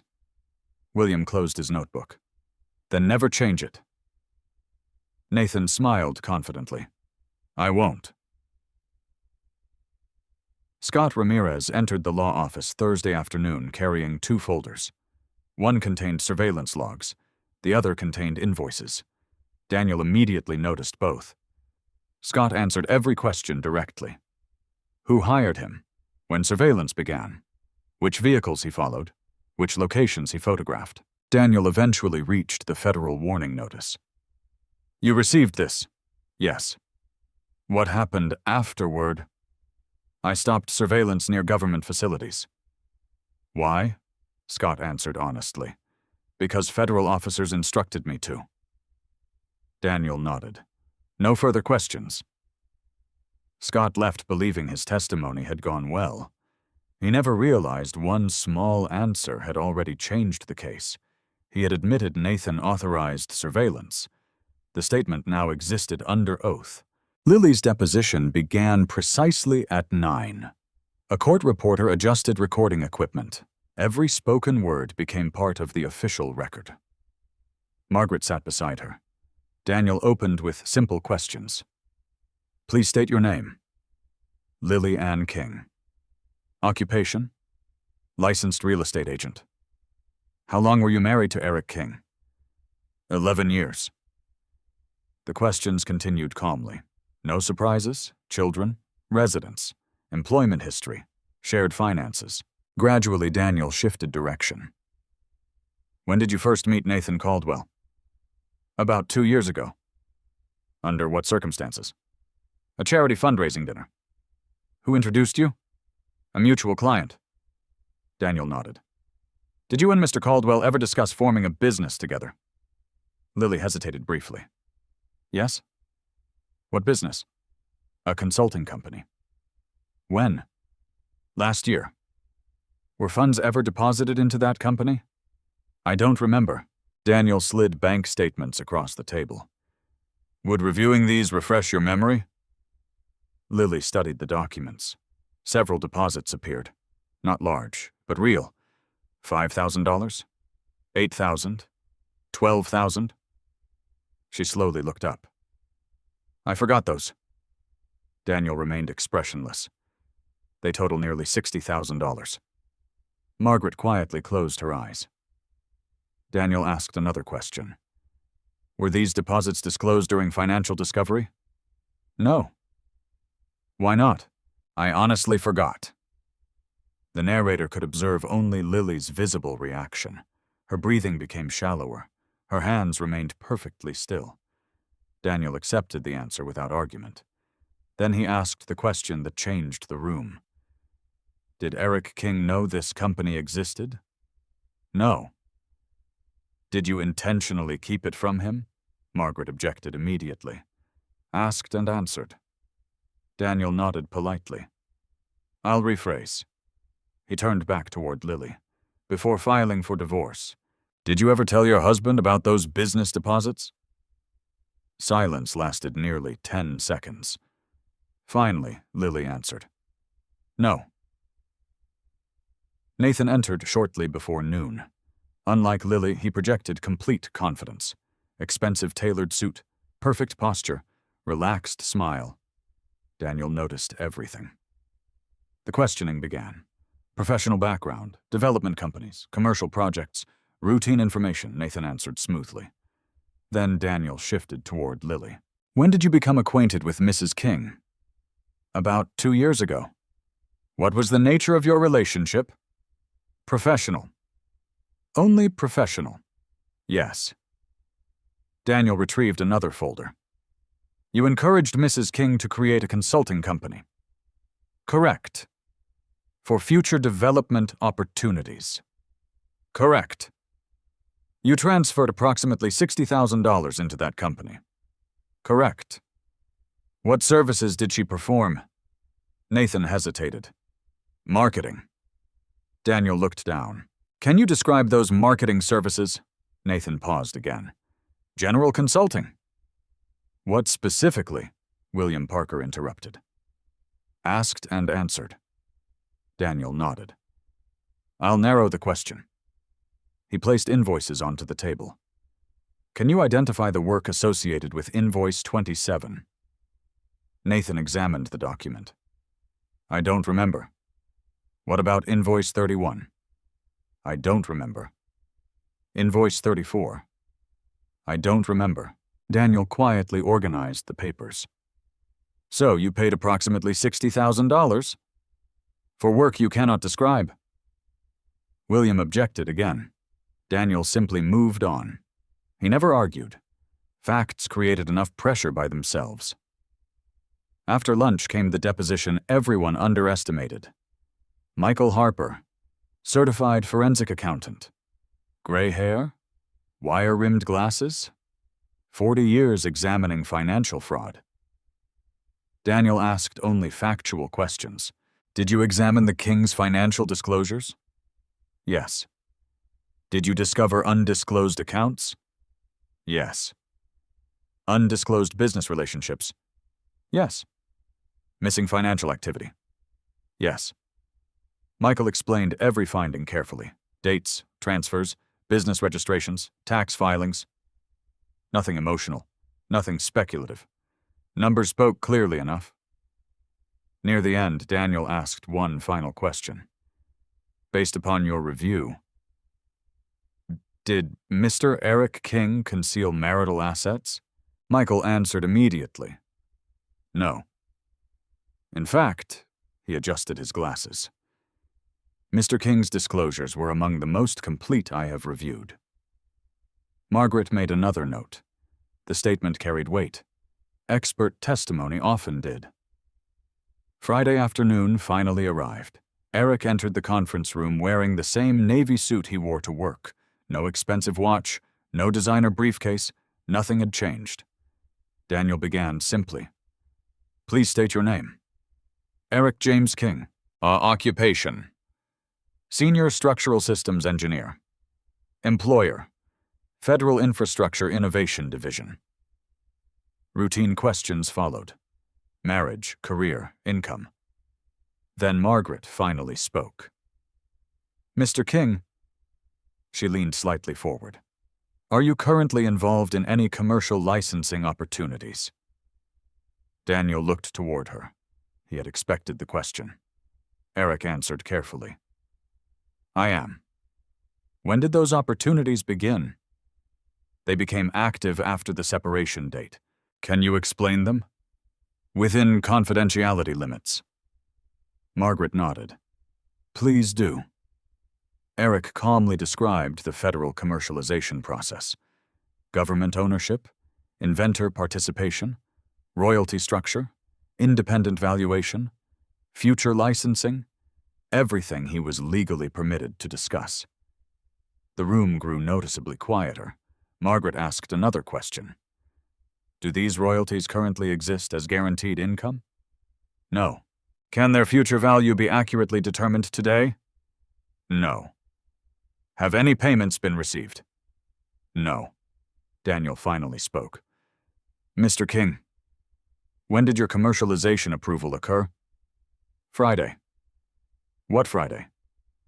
The Friday after Lily moved out. The court reporter continued typing. Every word became permanent. Margaret looked down at her calendar. Her expression changed almost imperceptibly. She realized the legal significance immediately. If the commercialization rights legally arose after separation, their classification could become entirely different from ordinary marital property. Nathan, sitting quietly in the back as an observer, suddenly lost some of his confidence. He glanced toward William Parker. William's face revealed nothing, but he had already begun recalculating the case. The deposition ended just before 5. Everyone packed documents in silence. Outside the conference room, Daniel finally allowed himself a small smile. Eric noticed. Something good? Daniel nodded. They committed themselves. To what? The timeline. Eric understood. Every witness, every accountant, every attorney, every sworn statement now fixed the dates permanently. No one could later pretend the commercialization rights had existed during the marriage. The evidence had quietly locked itself into place. As they stepped into the parking garage, Daniel's phone rang. He answered, listened without speaking, then ended the call. What happened? Eric asked. Daniel looked at him with genuine surprise. The Department of Transportation just announced, he paused, the first state government signed a commercial licensing agreement this afternoon. Eric stood completely still. The first royalty event had officially occurred, less than 1 hour after every major witness finished giving sworn testimony. Neither of them realized someone else had received that same announcement only minutes earlier. Nathan Caldwell. And for the first time since the divorce began, he understood that the quiet man he had underestimated was standing at the center of something far larger than either money or marriage. By Monday morning, the news had traveled far beyond Columbus.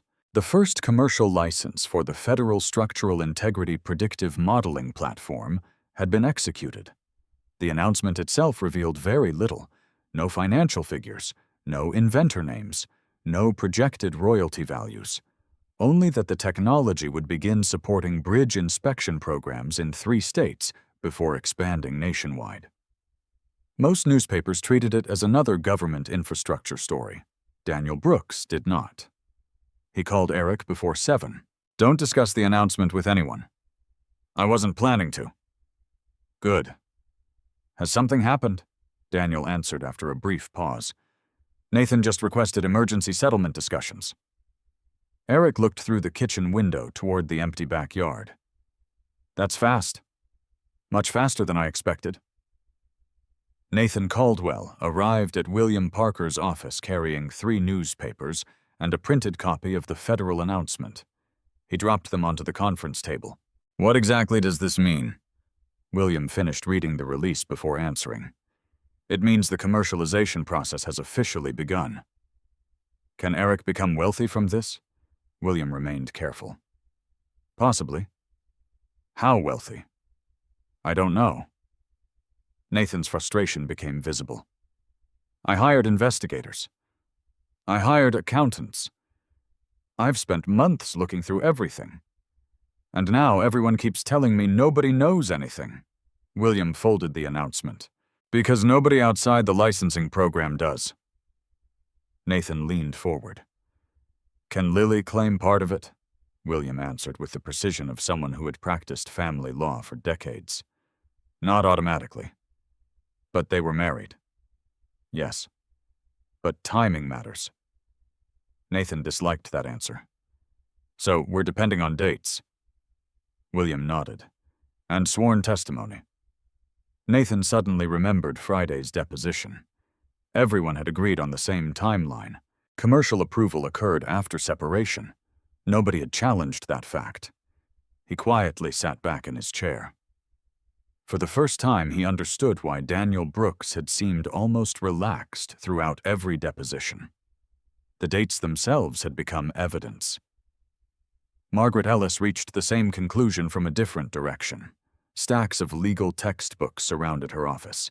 Case law, appellate opinions, property classification precedents.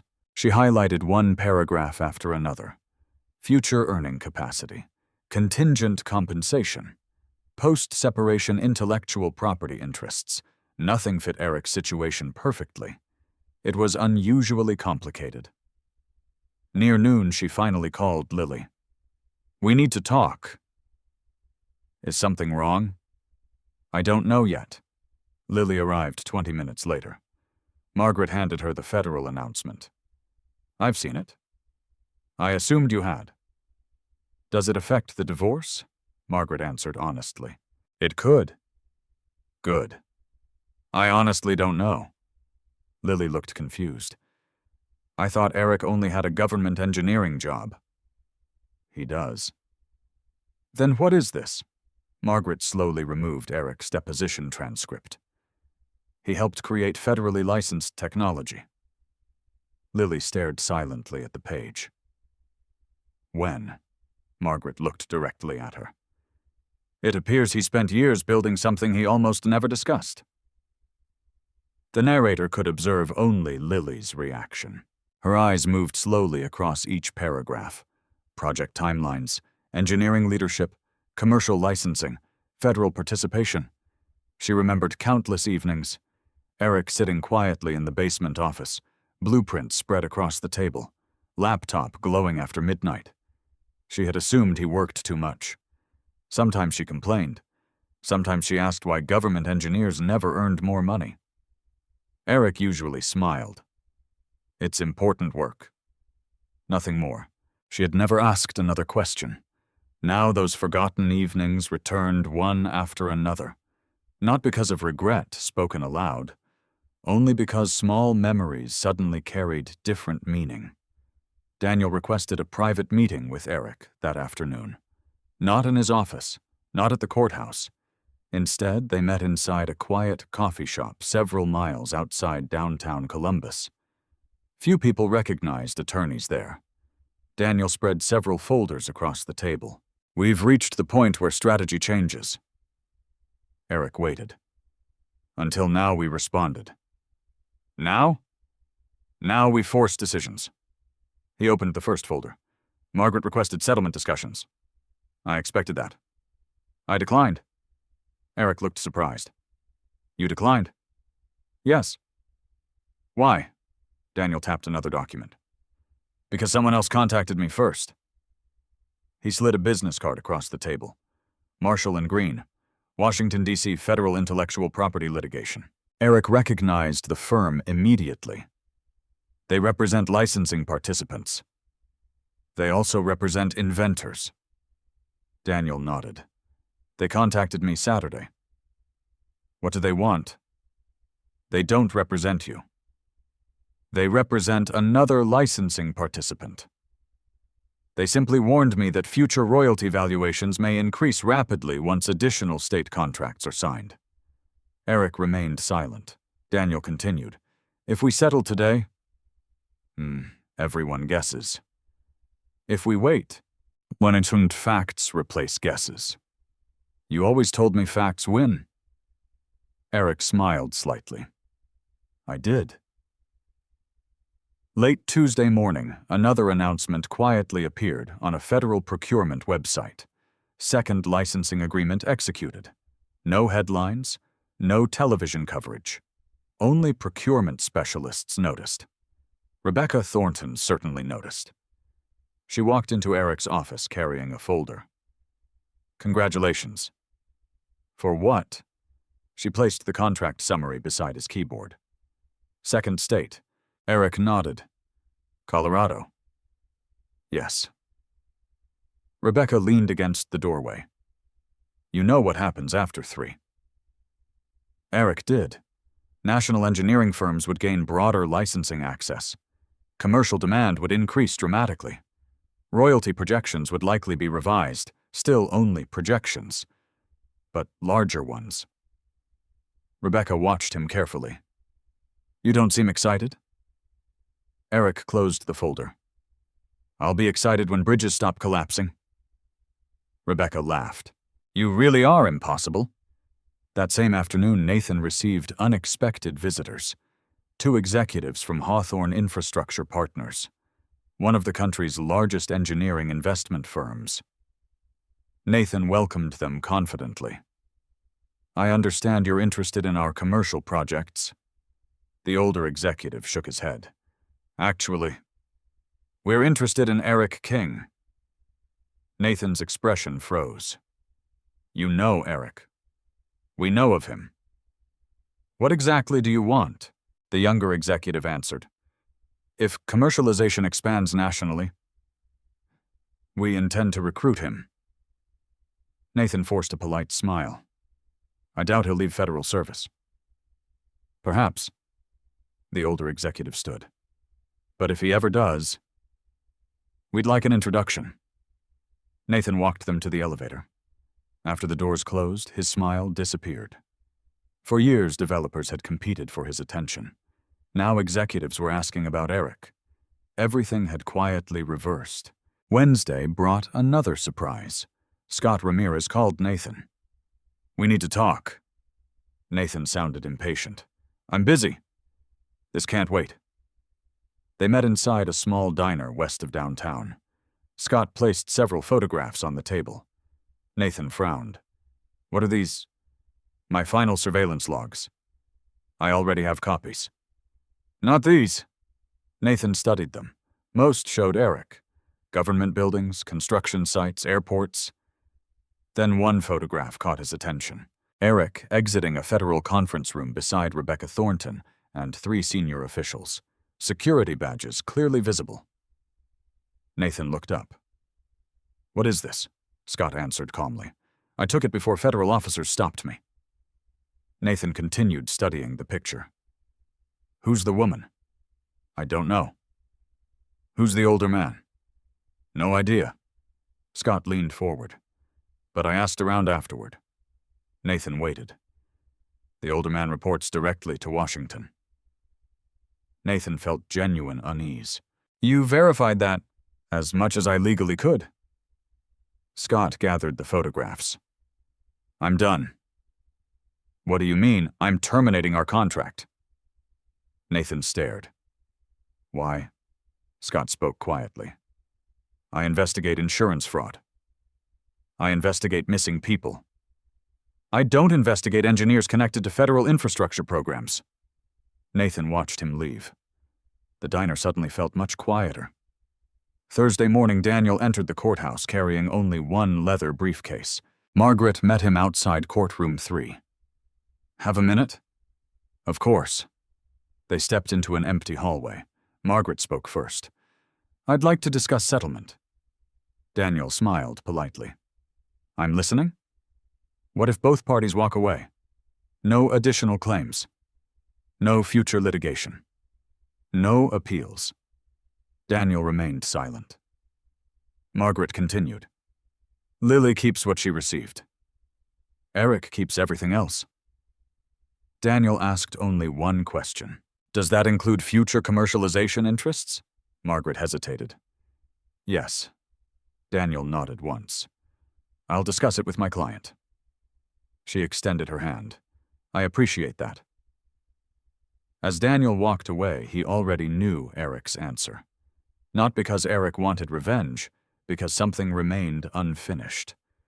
Nathan Caldwell's hidden financial transfers, the consulting company, the surveillance, the missing disclosures. The court had not yet heard those facts. Justice required more than simply ending the case. That evening, Daniel visited Eric's nearly empty house. The furniture looked even sparser now. Only essentials remained. A dining table, 2 chairs, bookshelves filled with engineering manuals. Daniel handed Eric the settlement proposal. Eric read every page carefully, then looked up. They're offering peace. They are. What do you think? Daniel answered honestly. I think they're afraid. Eric folded the papers neatly. I don't want unnecessary fighting. I know, but I also don't want the truth hidden. Daniel nodded. Then we continue. Eric signed nothing. Outside, summer rain began falling across Columbus. Inside the quiet house, the decision had already been made. The divorce would proceed to trial. Not because either side still argued over furniture savings or property. Those issues had nearly disappeared. Now the courtroom would determine something much more important. Whether careful preparation and documented truth would outweigh months of assumptions, hidden financial relationships, and confidence built on incomplete facts. Neither Eric nor Daniel knew one final development had already begun. 3 additional states were reviewing emergency licensing approvals. And if even one more contract closed before trial, the entire financial landscape surrounding Eric's future would change once again. The Franklin County Courthouse became unusually busy before 8 o'clock on the morning of trial. Family law hearings rarely attracted much attention. This one did.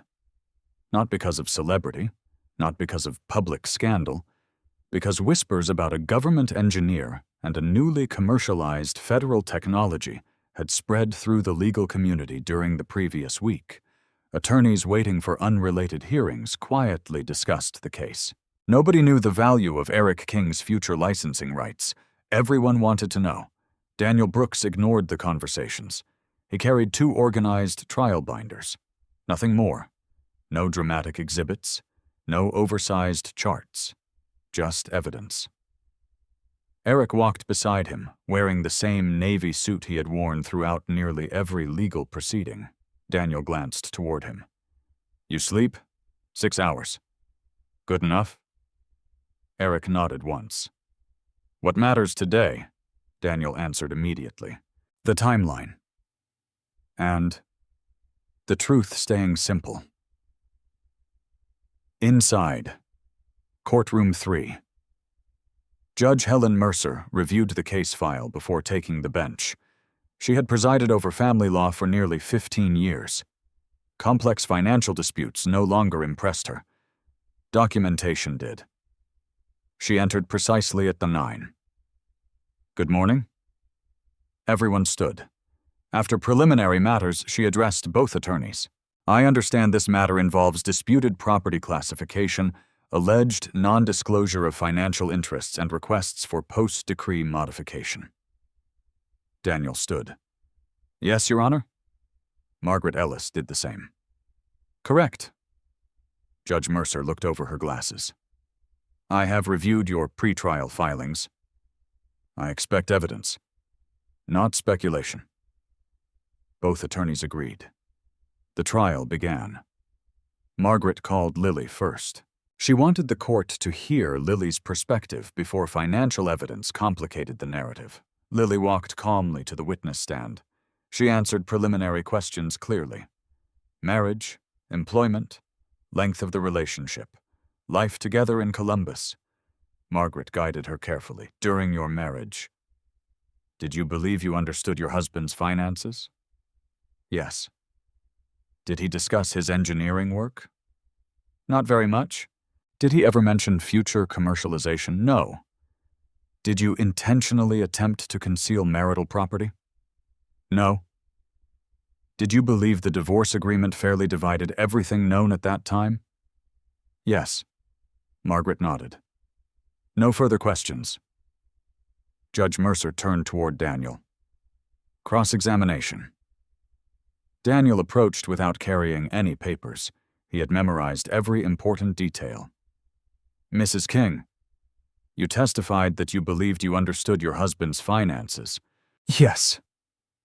Did you ever ask to review the confidential projects he legally could not disclose? No. Did he ever refuse to provide required financial records? No. Did he disclose every account requested during discovery? Yes. Daniel paused. So your complaint is not that Eric hid marital assets? Lily hesitated. No. Your complaint is that you did not know what his future work might become. Margaret objected. Argumentative. Judge Mercer considered briefly. Sustained. Daniel nodded. He changed direction immediately. Mrs. King, did you create Horizon Property Consulting? Yes. Did you disclose every business deposit received through that company? Lily looked toward Margaret briefly. No?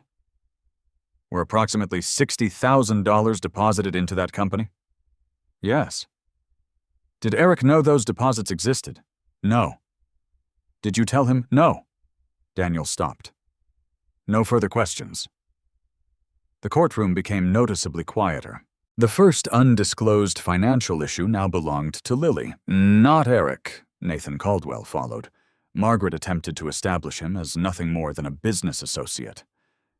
Mr. Caldwell, what was your relationship with Mrs. King? Professional. Were business opportunities discussed? Yes. Did those discussions involve Eric King? No, Margaret finished quickly. Daniel rose again, this time carrying a thin folder. Mr. Caldwell, you testified under oath during your deposition that approximately $60,000 was paid to Horizon Property Consulting. Correct. What services justified those payments? Nathan shifted slightly. Consulting. Daniel opened the folder. Specifically, Nathan paused. General marketing. Daniel produced 3 invoices. Can you identify any completed marketing reports? No. Advertising campaigns? No. Written consulting memoranda? I don't remember. Daniel nodded. You don't remember because none have been produced. William Parker objected immediately. Counsel is testifying. Judge Mercer looked toward Daniel. Rephrase. Daniel complied. Has any documentation supporting $60,000 of consulting work been produced to this court? Nathan answered quietly. No. Daniel took another step. Did you hire Scott Ramirez to conduct surveillance on Eric King? Nathan hesitated. Yes. For what purpose? Due diligence. Before or after beginning payments to Horizon Property Consulting? Nathan looked toward William. After? Daniel smiled very slightly. No further questions. Judge Mercer wrote several notes. The connection between surveillance and hidden business payments had now entered the official record. Scott Ramirez testified next. His appearance contrasted sharply with the attorney's. Simple gray suit. Work boots polished but worn. Judge Mercer appreciated witnesses who answered directly. Daniel asked only factual questions. Who hired you? Nathan Caldwell. What were your instructions? Observe Eric King. Why? I wasn't told. When did surveillance end? When federal officers instructed me to stop. Margaret objected. Hearsay. Daniel answered calmly. I'm establishing the witness's actions, not the truth of any federal statement. Judge Mercer allowed the testimony. Scott continued. I stopped immediately. Why? I believed continuing might interfere with federal operations. Daniel nodded. No further questions. Margaret attempted to challenge his conclusions. You assumed federal importance. Scott answered honestly. I assumed enough to stop following someone. His credibility remained intact. After lunch, Daniel called Michael Harper. The courtroom atmosphere changed immediately. Expert witnesses always carried weight. Michael placed several accounting summaries before the judge. Daniel began. Please summarize your findings. Michael spoke without emotion. I examined financial disclosures from both parties. Mr. King disclosed every account requested. Mrs. King did not. I identified an undisclosed business entity. Horizon Property Consulting. I also identified approximately $60,000 in business deposits absent from discovery. Daniel continued. Did you discover evidence Eric King concealed marital property? No. Any hidden bank accounts? No. Offshore transfers? No. Undisclosed investment portfolios? No. Michael adjusted his glasses. His disclosures were unusually complete. Margaret conducted cross-examination. Mr. Harper, can you determine future royalty values? No. Can anyone? No. So every future estimate remains speculative. Correct. Margaret looked relieved. That answer supported part of her argument. Daniel expected it. He never intended to prove future value, only future ownership. Late that afternoon, Judge Mercer requested a brief recess. She reviewed several exhibits privately. Eric remained seated quietly beside Daniel. Across the courtroom, Lily watched him from a distance. He still appeared exactly the same. Same posture, same calm expression, same quiet patience. Nothing about him suggested someone standing beside technology that might someday reshape national bridge inspections. Nothing except the evidence already admitted. Rebecca Thornton entered quietly through the rear doors, not as a witness, only as an observer. Several engineers from Eric's division accompanied her. None spoke. They simply took seats in the last row. Nathan noticed them immediately.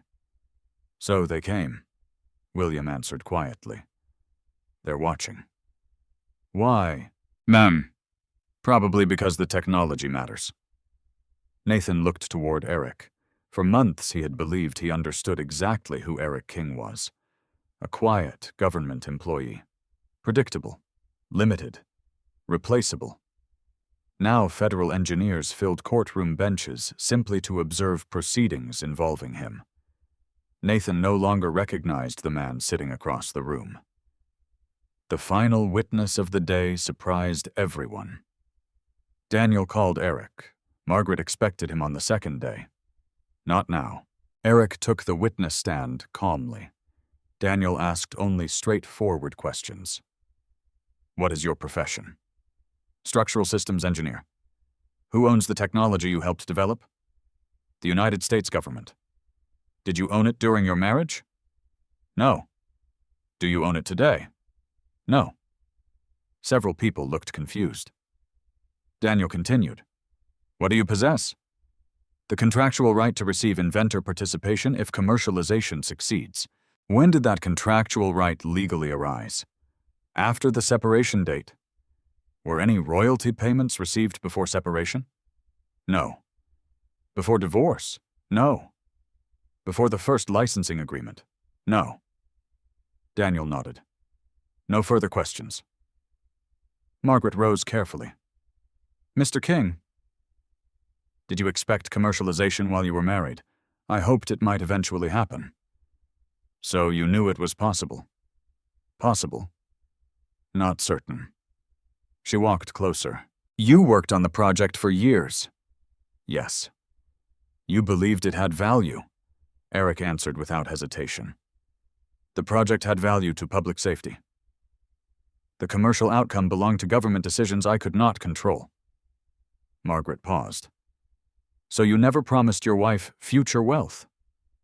No. You never hid existing money? No. You simply never discussed possibilities. I discussed what I was legally permitted to discuss. Margaret realized every answer reinforced his credibility. She ended her questioning. No further questions. Judge Mercer dismissed everyone for the evening. We will reconvene tomorrow at 9 for closing evidence and final arguments. The courtroom slowly emptied. As Eric and Daniel gathered their files, a federal employee approached quietly. He handed Eric a sealed envelope. No signature required? Eric thanked him. The envelope carried the official seal of the Department of Transportation. Daniel looked at it. You opening it? Eric studied the seal for a moment. Tomorrow. They walked out together into the fading evening sunlight. Neither man knew exactly what waited inside the envelope, but Daniel had practiced law long enough to recognize timing. Federal agencies rarely delivered sealed notices to courthouses without reason. Whatever the letter contained, it had arrived less than 24 hours before final arguments. And if it confirmed what Daniel suspected, the final day of trial would unfold very differently than anyone in the courtroom expected. Eric opened the sealed envelope at exactly 7:15 the following morning. Daniel stood beside the kitchen counter while coffee slowly filled 2 ceramic mugs. Neither man spoke until Eric finished reading the first page. Then he quietly handed the document across the table. Daniel read every line twice. A slow smile appeared. I didn't expect this until next month. Neither did I. The letter came directly from the Federal Office of Infrastructure Innovation. Its language remained technical. Its implications did not. 3 additional states had completed accelerated licensing agreements overnight. The federal commercialization program had officially expanded beyond its pilot phase. Eric remained exactly where he was, resting one hand against the kitchen counter. Daniel looked up. This changes projections. It changes public demand. It changes timing. It changes everything. Eric folded the letter carefully. It doesn't change today's testimony. Daniel smiled. Exactly. The facts stay the same. Outside Franklin County Courthouse, several local reporters waited near the entrance. Most knew almost nothing about the engineering program. They only knew rumors had grown larger overnight. Nathan Caldwell noticed them first. They're here because of us. William Parker shook his head. I doubt it. Nathan followed several cameras. They're looking at Eric. William answered honestly. I believe they are. For the first time since the divorce began, Nathan experienced something unfamiliar. He was no longer controlling the story. Events had moved beyond him. Court resumed promptly at 9. Judge Helen Mercer reviewed several overnight filings before addressing counsel. I understand additional licensing information has become available. Daniel stood. Yes, Your Honor. Does either party request reopening factual testimony? Margaret rose slowly. The petitioner objects unless new evidence directly affects issues before the court, Daniel answered calmly. The evidence affects timing, not valuation. Judge Mercer considered both positions. I will permit limited testimony strictly concerning dates. No speculative financial discussion. Proceed. Daniel called Rebecca Thornton. She approached the witness stand with the confidence of someone accustomed to congressional committees rather than family court. After being sworn in, she introduced herself. Rebecca Thornton, Deputy Director, Federal Structural Systems Innovation Division. Daniel began simply. Were you involved in commercialization decisions? Yes. What role? I supervised engineering implementation after federal approval. Did Eric King control commercialization timing? No? Who did? The Federal Licensing Board. Were commercialization approvals guaranteed? No? They required independent review. Daniel placed the morning letter before her. Can you identify this document? Yes. It is an official expansion notice. When was it issued? This morning. When were the additional state agreements executed? Yesterday evening. Daniel nodded. Were those agreements in existence before Eric King's legal separation? No. Before the divorce filing? No. Before last week? No. Every answer remained short, clear, precise. Margaret stood for cross-examination. Miss Thornton, could Mr. King predict exactly when these agreements would occur? No. Could anyone on your engineering team know? So, commercialization remained uncertain. Entirely. Margaret paused. Thank you. Unexpectedly, the testimony strengthened Daniel's position more than her own. The final evidentiary issue centered on ownership. Judge Mercer looked toward Daniel. You indicated yesterday that Mr. King owns no government technology. Correct. Daniel called one final witness. Professor Samuel Whitaker, former federal patent advisor, 30 years specializing in government intellectual property law. His testimony lasted less than 20 minutes. The invention belongs to the United States government. The Inventor Participation Program compensates qualifying engineers. The compensation is contractual. It arises only after commercialization conditions are satisfied.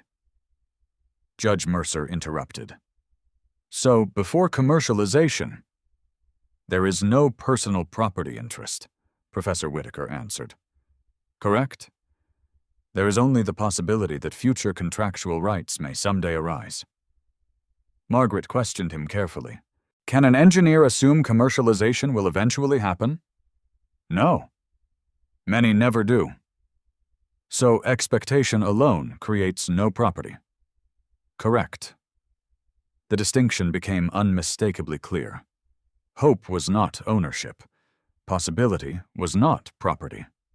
Future contracts did not become marital assets simply because someone dreamed they might someday exist. By late morning, all evidence had concluded. Judge Mercer folded her notes. We will proceed to closing arguments. Margaret volunteered first. She walked slowly before the bench. Her voice remained composed. Your Honor, this marriage lasted 12 years. My client believed she understood the financial circumstances surrounding that marriage. She now finds herself confronting opportunities that developed immediately after separation. We acknowledge Mr. King's honesty regarding existing accounts. We acknowledge there is no evidence of hidden bank balances, but equity requires this court to recognize that years of marital support contributed to the professional achievements now producing extraordinary opportunities. She stopped briefly. The court possesses broad, equitable authority. We ask that authority be exercised fairly. Margaret returned to counsel table. She had presented the strongest argument available. Not accusation, not deception, only fairness. Daniel remained seated for several seconds before standing. He carried no notes, no prepared speech, only one legal pad. He approached the center of the courtroom. Your Honor, this case began with a simple belief that Eric King had hidden something. He looked briefly toward Lily. The evidence proved otherwise. He walked slowly. Every financial account disclosed. Every retirement balance reported. Every requested document produced. He paused. What remained hidden? He answered his own question. An undisclosed consulting company. Undisclosed deposits. Private surveillance. None belonging to Eric. Judge Mercer watched silently. Daniel continued. The law cannot divide property that did not legally exist. It cannot classify future federal contracts as marital assets before those contracts exist. It cannot punish honesty simply because later success surprises people. He lifted one document. The United States government decided commercialization. Not Eric King. The Federal Licensing Board chose the dates. Not Eric King. The additional agreements were signed yesterday, long after separation. He lowered the paper. My client asks for nothing extraordinary. Only that documented facts matter more than assumptions. Daniel returned to his chair. The courtroom remained completely silent. Judge Mercer removed her glasses. She reviewed several handwritten pages. Everyone waited. Nearly 5 full minutes passed without a single voice. Finally, she looked toward both parties. I am prepared to rule. Every attorney stood. So are the parties. Judge Mercer began carefully. The court has reviewed extensive documentary evidence. I find Mr. King's financial disclosures complete. I find no evidence he concealed existing marital assets. She turned another page. I further find Mrs. King's Horizon Property Consulting received undisclosed payments during the marriage. Lily lowered her eyes. Judge Mercer continued. Those payments should have been disclosed. She turned another page. Regarding future commercialization interests? The evidence is unusually clear. She summarized slowly. The technology belongs to the federal government. Commercialization required independent federal approval. Mr. King possessed no transferable ownership interest before that approval. The contractual participation rights arose only after legally significant dates. She looked directly toward both attorneys. Accordingly, the court finds those future contractual interests are not marital property. Nathan closed his eyes briefly. William slowly exhaled. Daniel remained expressionless. Eric sat exactly as he had throughout the entire trial. Calm. Still, Judge Mercer had not yet finished. The court further addresses conduct. Her voice became firmer. The evidence establishes unnecessary surveillance initiated without legitimate litigation purpose. The court also notes undisclosed business income. She looked toward Nathan. Those matters raise serious concerns. She turned toward Margaret. I direct petitioner's counsel to submit amended financial disclosures within 14 days. Margaret nodded. Yes, Your Honor. Judge Mercer continued. Respondent's request for attorney fees is granted in part. The court orders reimbursement reflecting litigation expenses directly caused by unnecessary financial investigation and non-disclosure. Nathan's shoulders dropped. Another loss. Another consequence. Still, Judge Mercer continued reading. The precise amount shall be calculated after submission of verified billing records. Daniel quietly wrote one note. Nothing more. Court formally adjourned. People slowly gathered documents. Reporters hurried toward the hallway. Federal engineers quietly shook Eric's hand before leaving without interviews. Rebecca smiled. I told you facts survive. Eric answered softly. They usually do. Lily remained seated several moments after everyone else stood. The courtroom gradually emptied around her. Across the room, Eric collected 2 binders and placed them into his worn leather briefcase, the same briefcase he had carried to work for years. Nothing about him appeared different. No celebration, no triumph, only relief. As he turned toward the exit, Lily finally spoke. Eric. He stopped, looked back. She stood alone beside the counsel table. I never understood what you were building. Eric answered with complete honesty. I wasn't building money. I was trying to build something that wouldn't fail when people drove across it. Neither of them spoke again. He walked through the courtroom doors. The conversation ended there. But outside those doors, another development was already waiting. 3 black government vehicles had just entered the courthouse parking lot, and the officials stepping out were carrying documents that had nothing to do with divorce court.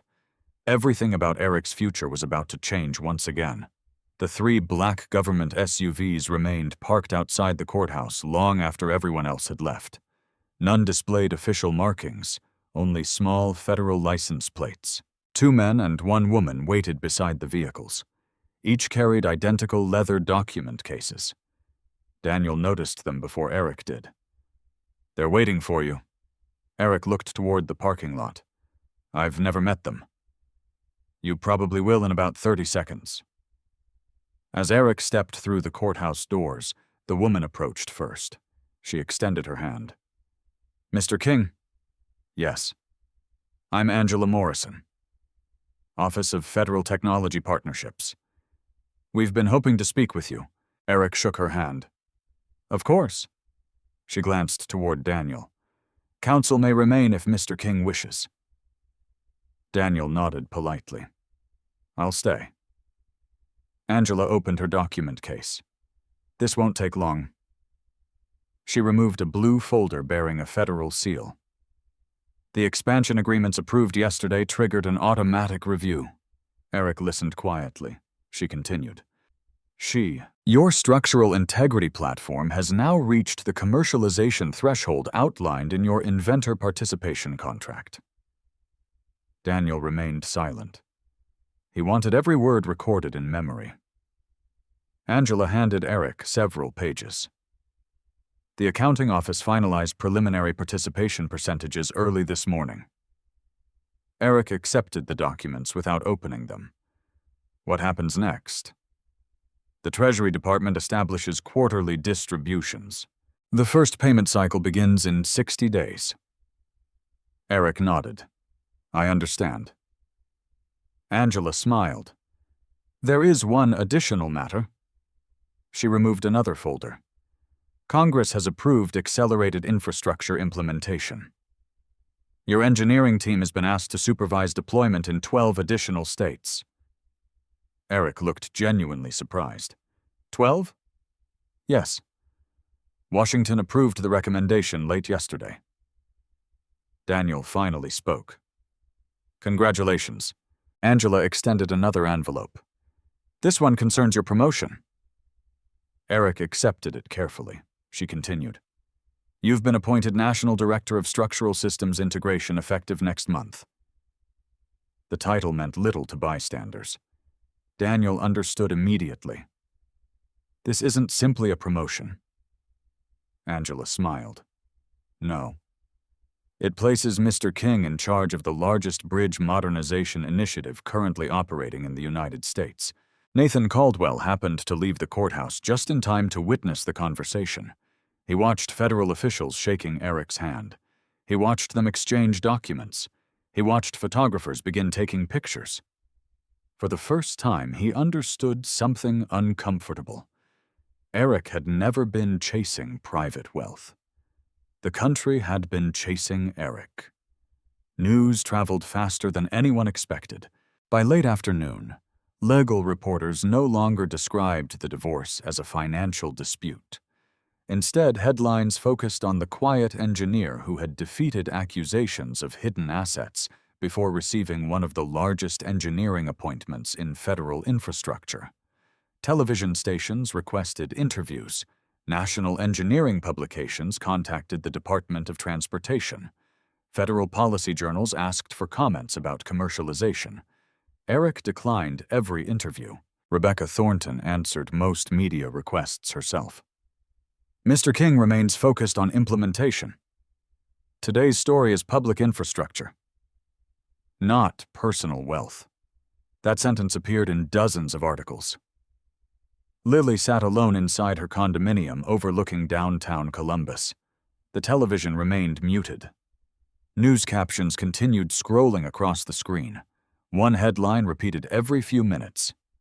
Federal engineer cleared in divorce case receives national appointment. Another followed. New bridge safety program expands to 12 states. There were no numbers, no discussion of future payments, only public service. She slowly turned off the television. Silence filled the apartment. She walked toward the window overlooking evening traffic. Thousands of cars crossed bridges Eric's department had inspected.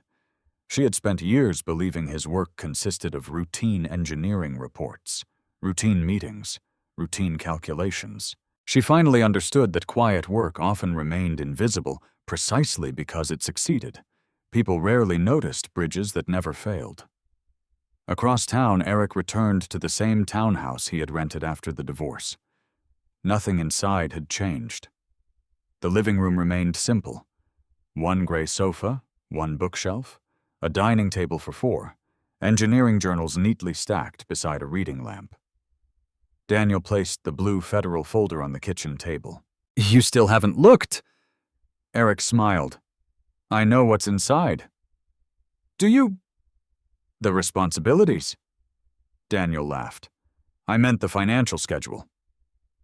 Eric opened the folder for the first time. Several pages contained projected participation calculations. He reviewed them quietly. Daniel watched his expression. Nothing changed. No excitement, no celebration, only concentration. Finally, Eric closed the folder. "We'll need a tax attorney." Daniel laughed again. "That's your first reaction. Someone has to calculate this correctly." Daniel leaned back. "You really are impossible." Eric smiled slightly. "My bridges stay standing because engineers assume mistakes will happen. I approach paperwork the same way."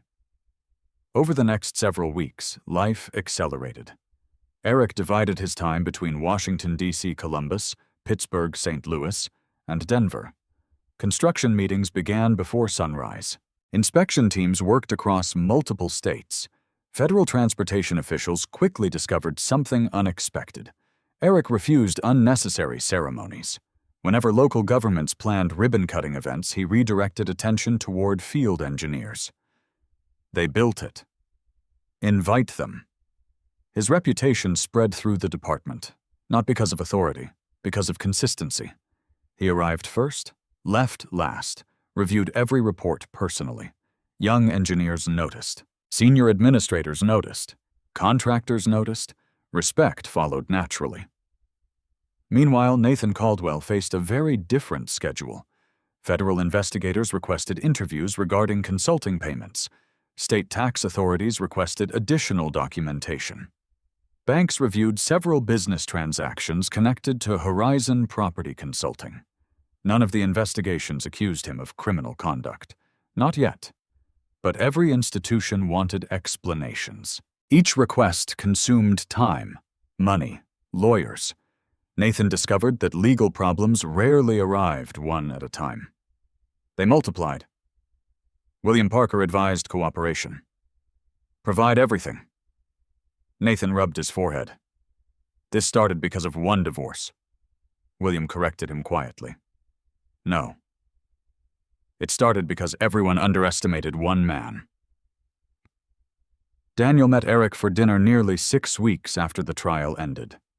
They chose the same small steakhouse they had visited years earlier. No private room, no expensive celebration, just dinner. Their waitress recognized Eric from recent news coverage. "Congratulations."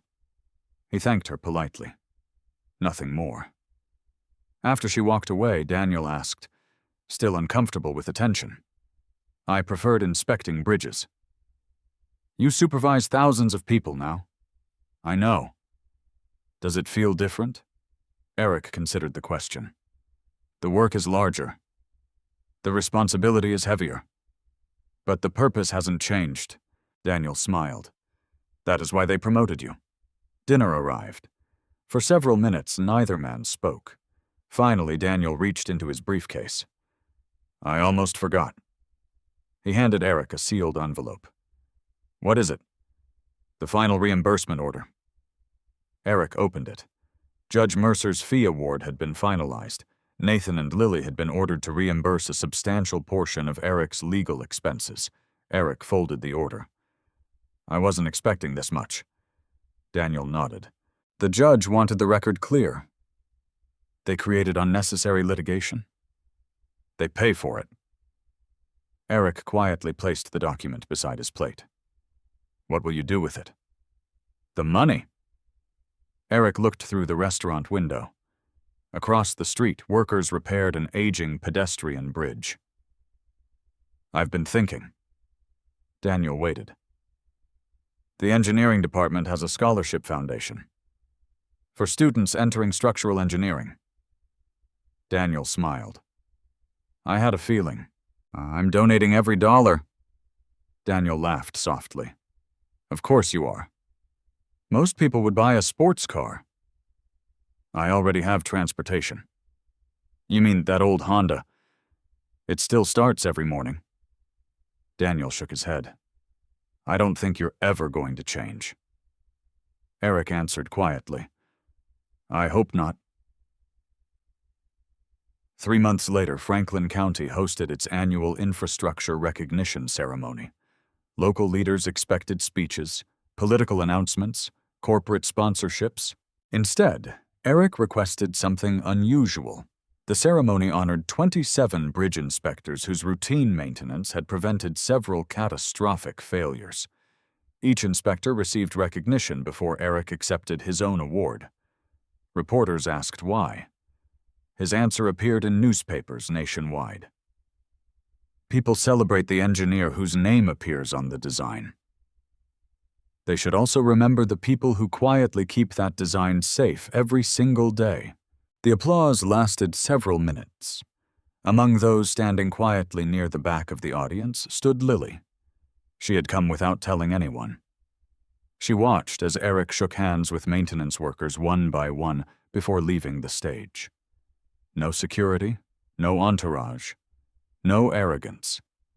Exactly the same quiet man she had once believed lacked ambition. Only now the entire room stood when he entered. As the audience slowly dispersed, she realized there was one thing the divorce papers had never mentioned: respect. It could never be awarded by a judge. It could never be divided between two people. It had to be earned over years, and Eric had earned it long before anyone realized its value. Still, one final conversation remained before both of their lives could fully move forward. The recognition ceremony ended just before sunset. Guests slowly drifted toward the parking lot. City officials exchanged business cards. Construction supervisors returned to waiting pickup trucks. Television crews packed cameras into vans. Within minutes, the crowded convention hall became almost empty. Eric stood alone beside a display of bridge blueprints, carefully rolling several presentation drawings into protective tubes. He had already removed his name badge. To him, the event had ended the moment the maintenance inspectors received their awards. He heard quiet footsteps behind him. He recognized them before turning. Lily. She stopped several feet away. Neither of them spoke immediately.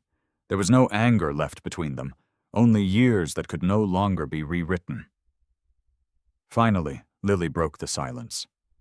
I wasn't sure you'd stay. I needed to return the blueprints. She nodded slowly. That sounds like you.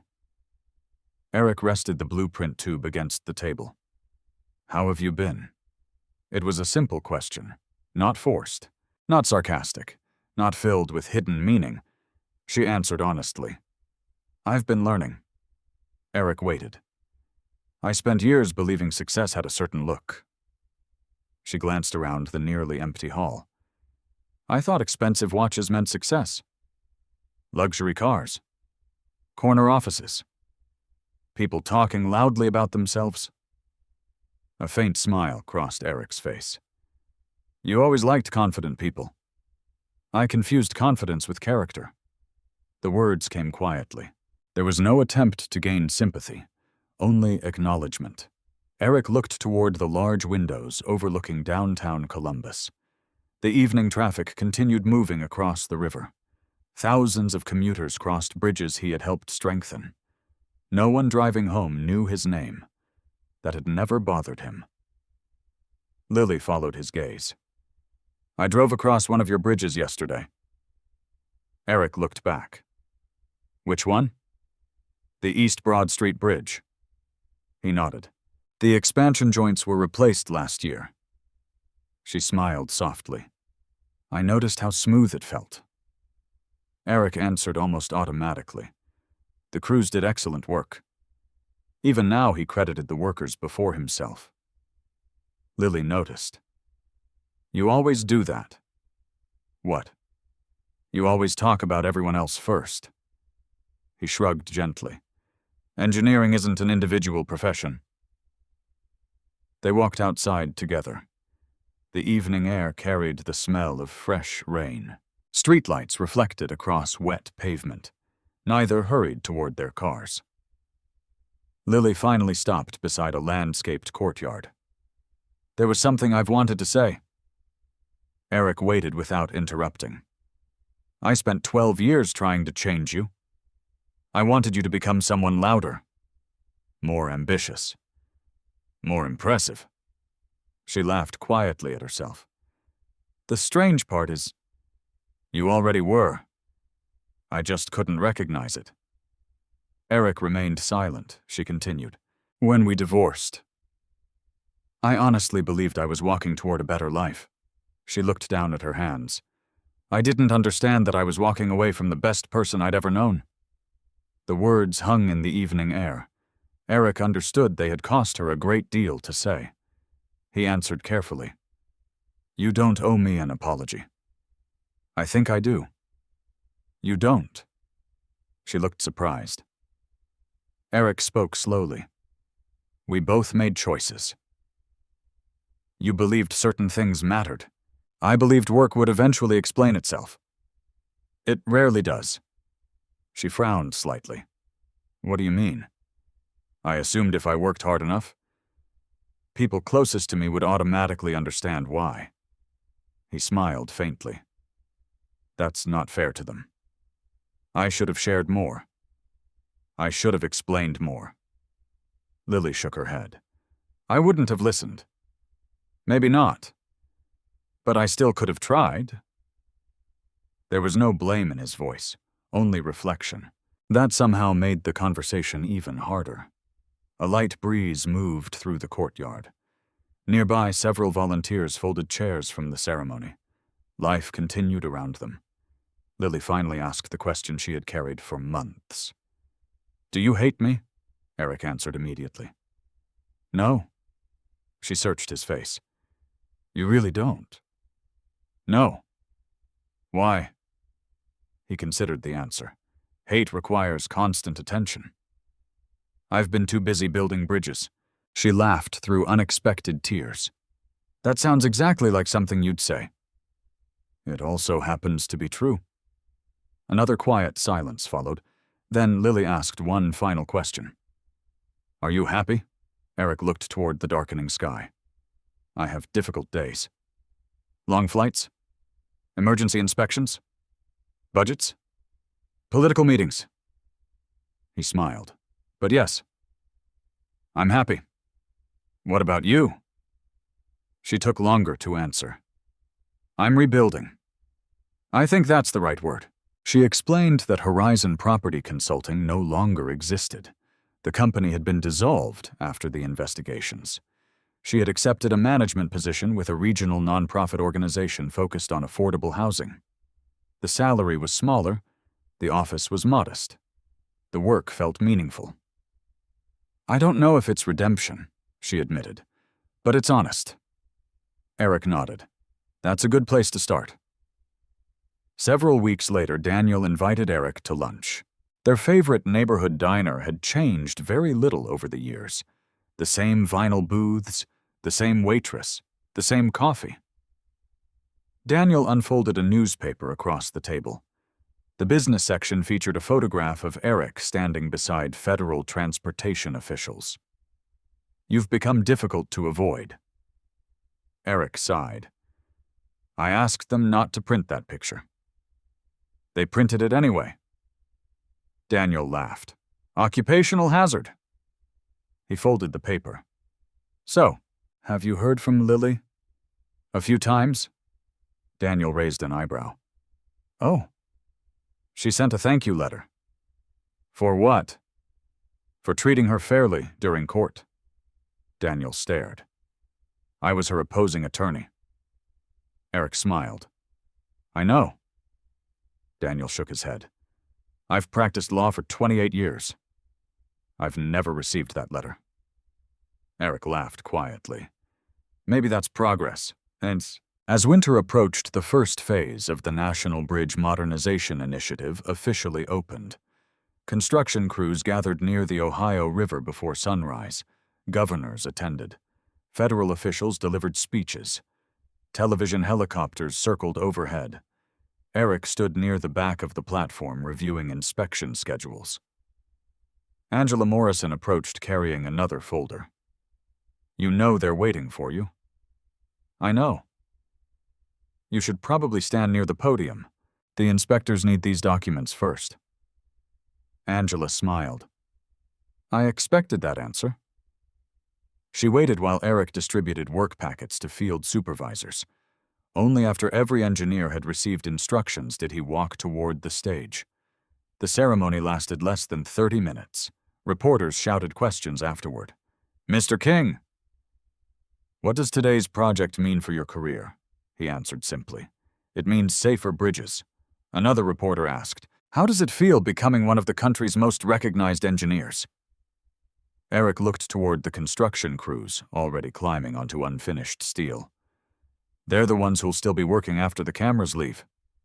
They deserve the attention." The clip spread across social media that evening. Millions watched it. Many commented on the same thing. He never spoke about himself. Late one evening, nearly a year after the divorce had been finalized, Eric drove home in the same 7-year-old Honda Accord. The mileage had passed 200,000. The engine still ran smoothly. He parked beside his townhouse, collected his worn leather briefcase. Inside the mailbox waited one envelope. No return address. He opened it while walking toward the front door. Inside was a handwritten note. Only 3 sentences. "Eric, thank you for showing me that integrity can survive disappointment. I hope one day I become the kind of person who could have deserved the man I once had." Lily Eric read the letter twice, then carefully folded it. He placed it inside the same leather briefcase that had carried engineering drawings, court documents, and government contracts for years, not because he wanted to reopen the past, but because some words deserved respect, even when they arrived too late. He entered the quiet townhouse, placed the briefcase beside the bookshelf, turned off the lights. Outside, traffic continued crossing bridges that would likely stand for another century. Inside, Eric finally understood something that no courtroom could ever award. He had not won because he kept future wealth. He had won because he had never lost the person he chose to become.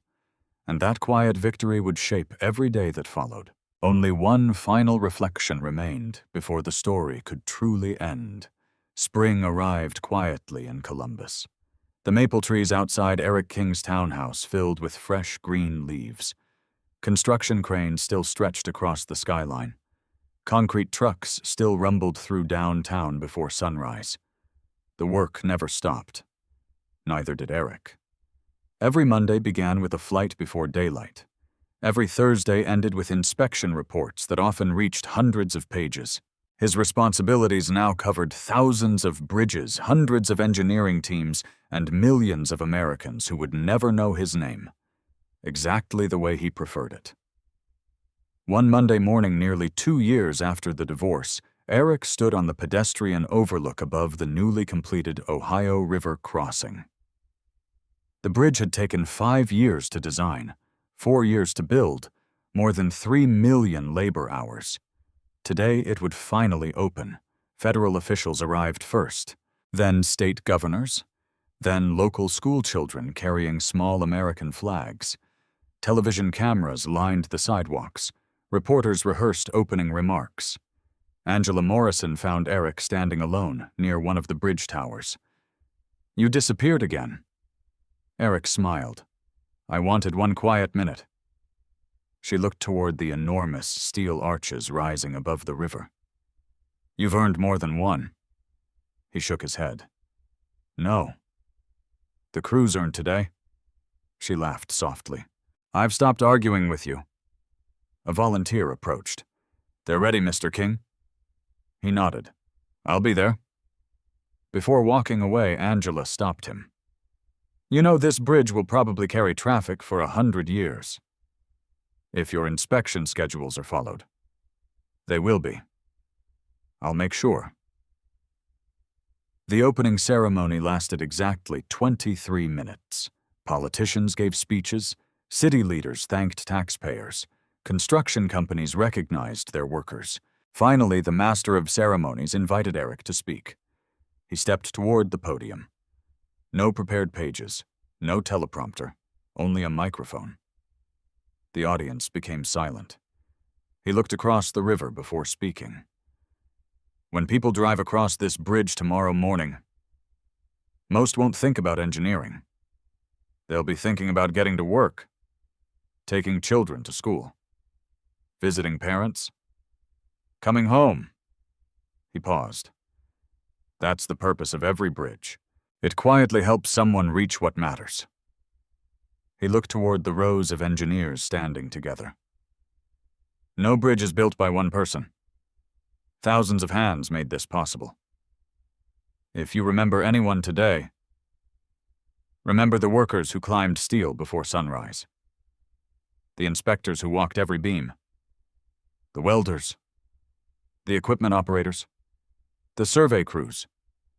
They're the reason families arrive home safely.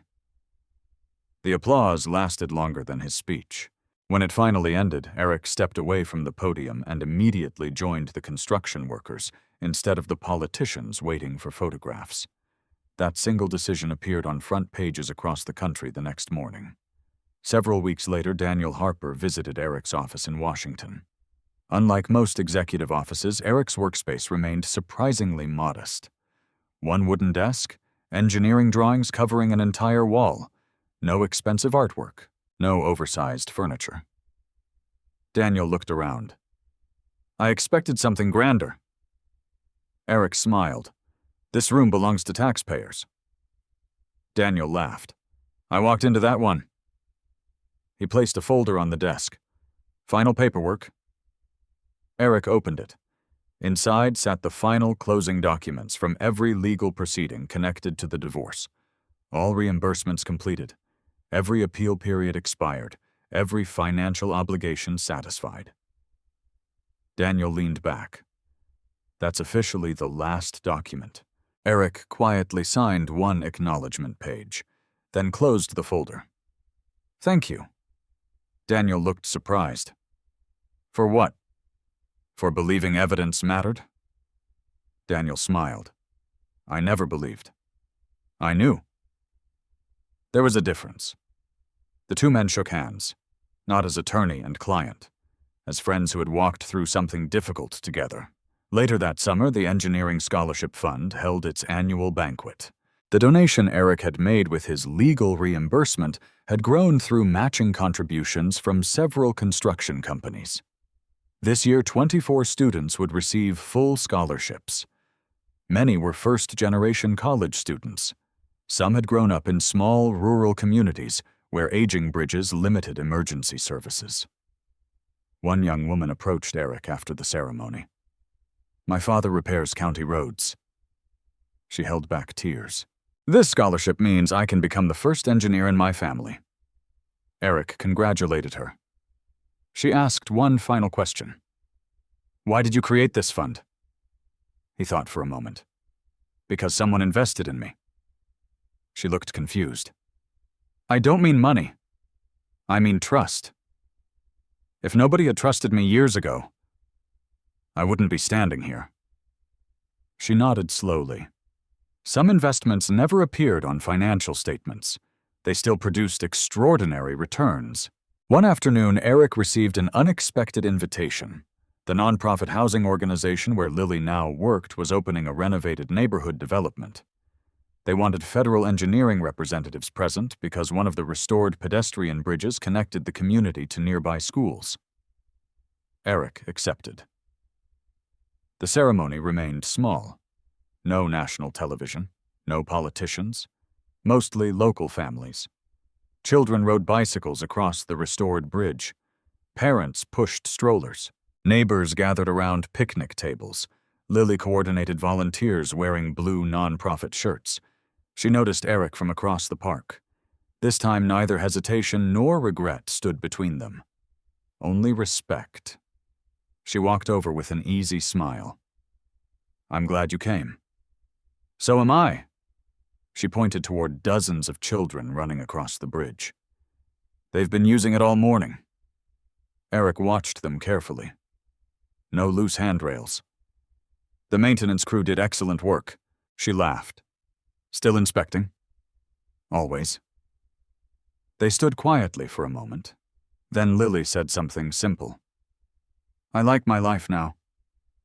Eric looked at her. I'm glad. I finally understand something. What? Happiness isn't finding the richest person in the room. It's becoming someone you can respect when you're alone. Eric nodded. I think that's true. There was no suggestion of beginning again, no dramatic reconciliation. Some stories were not meant to return to where they began.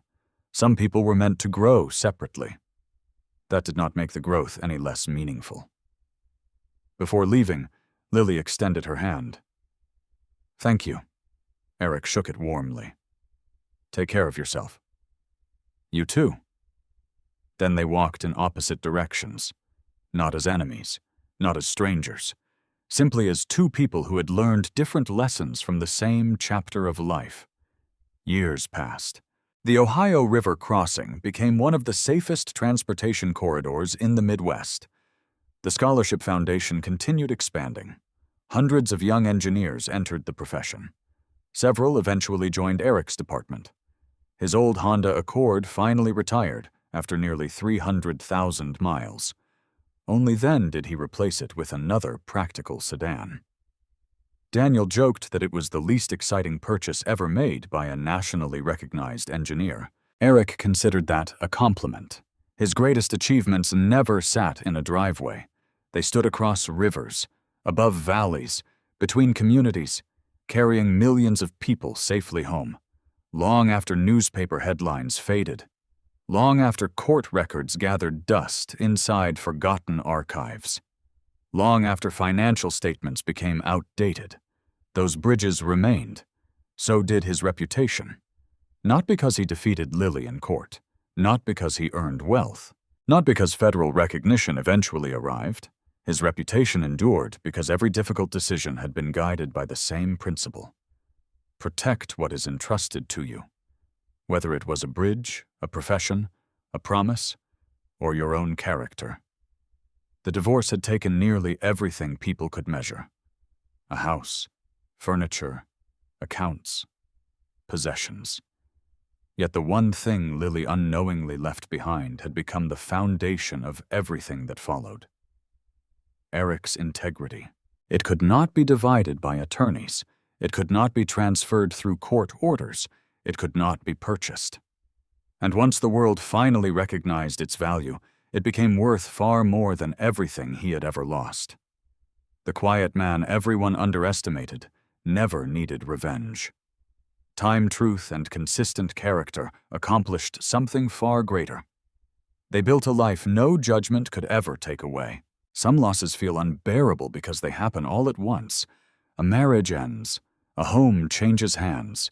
Years of memories seem to disappear behind legal paperwork and closed doors.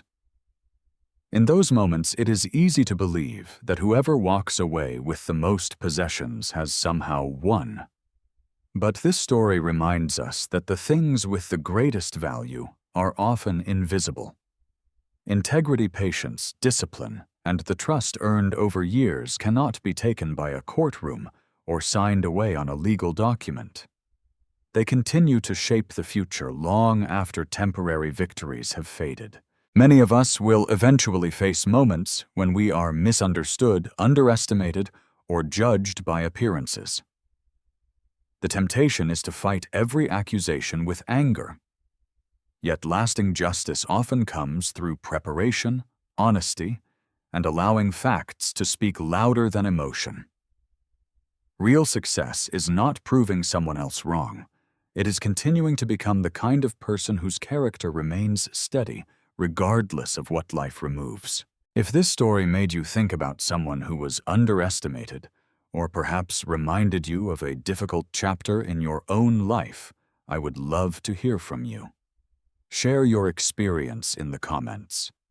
Have you ever discovered that losing something important eventually led you to something even greater? And if you enjoy thoughtful stories about resilience, quiet strength, and unexpected justice, be sure to subscribe. Tomorrow's story explores another ordinary person whose greatest advantage remained hidden until the moment it mattered most.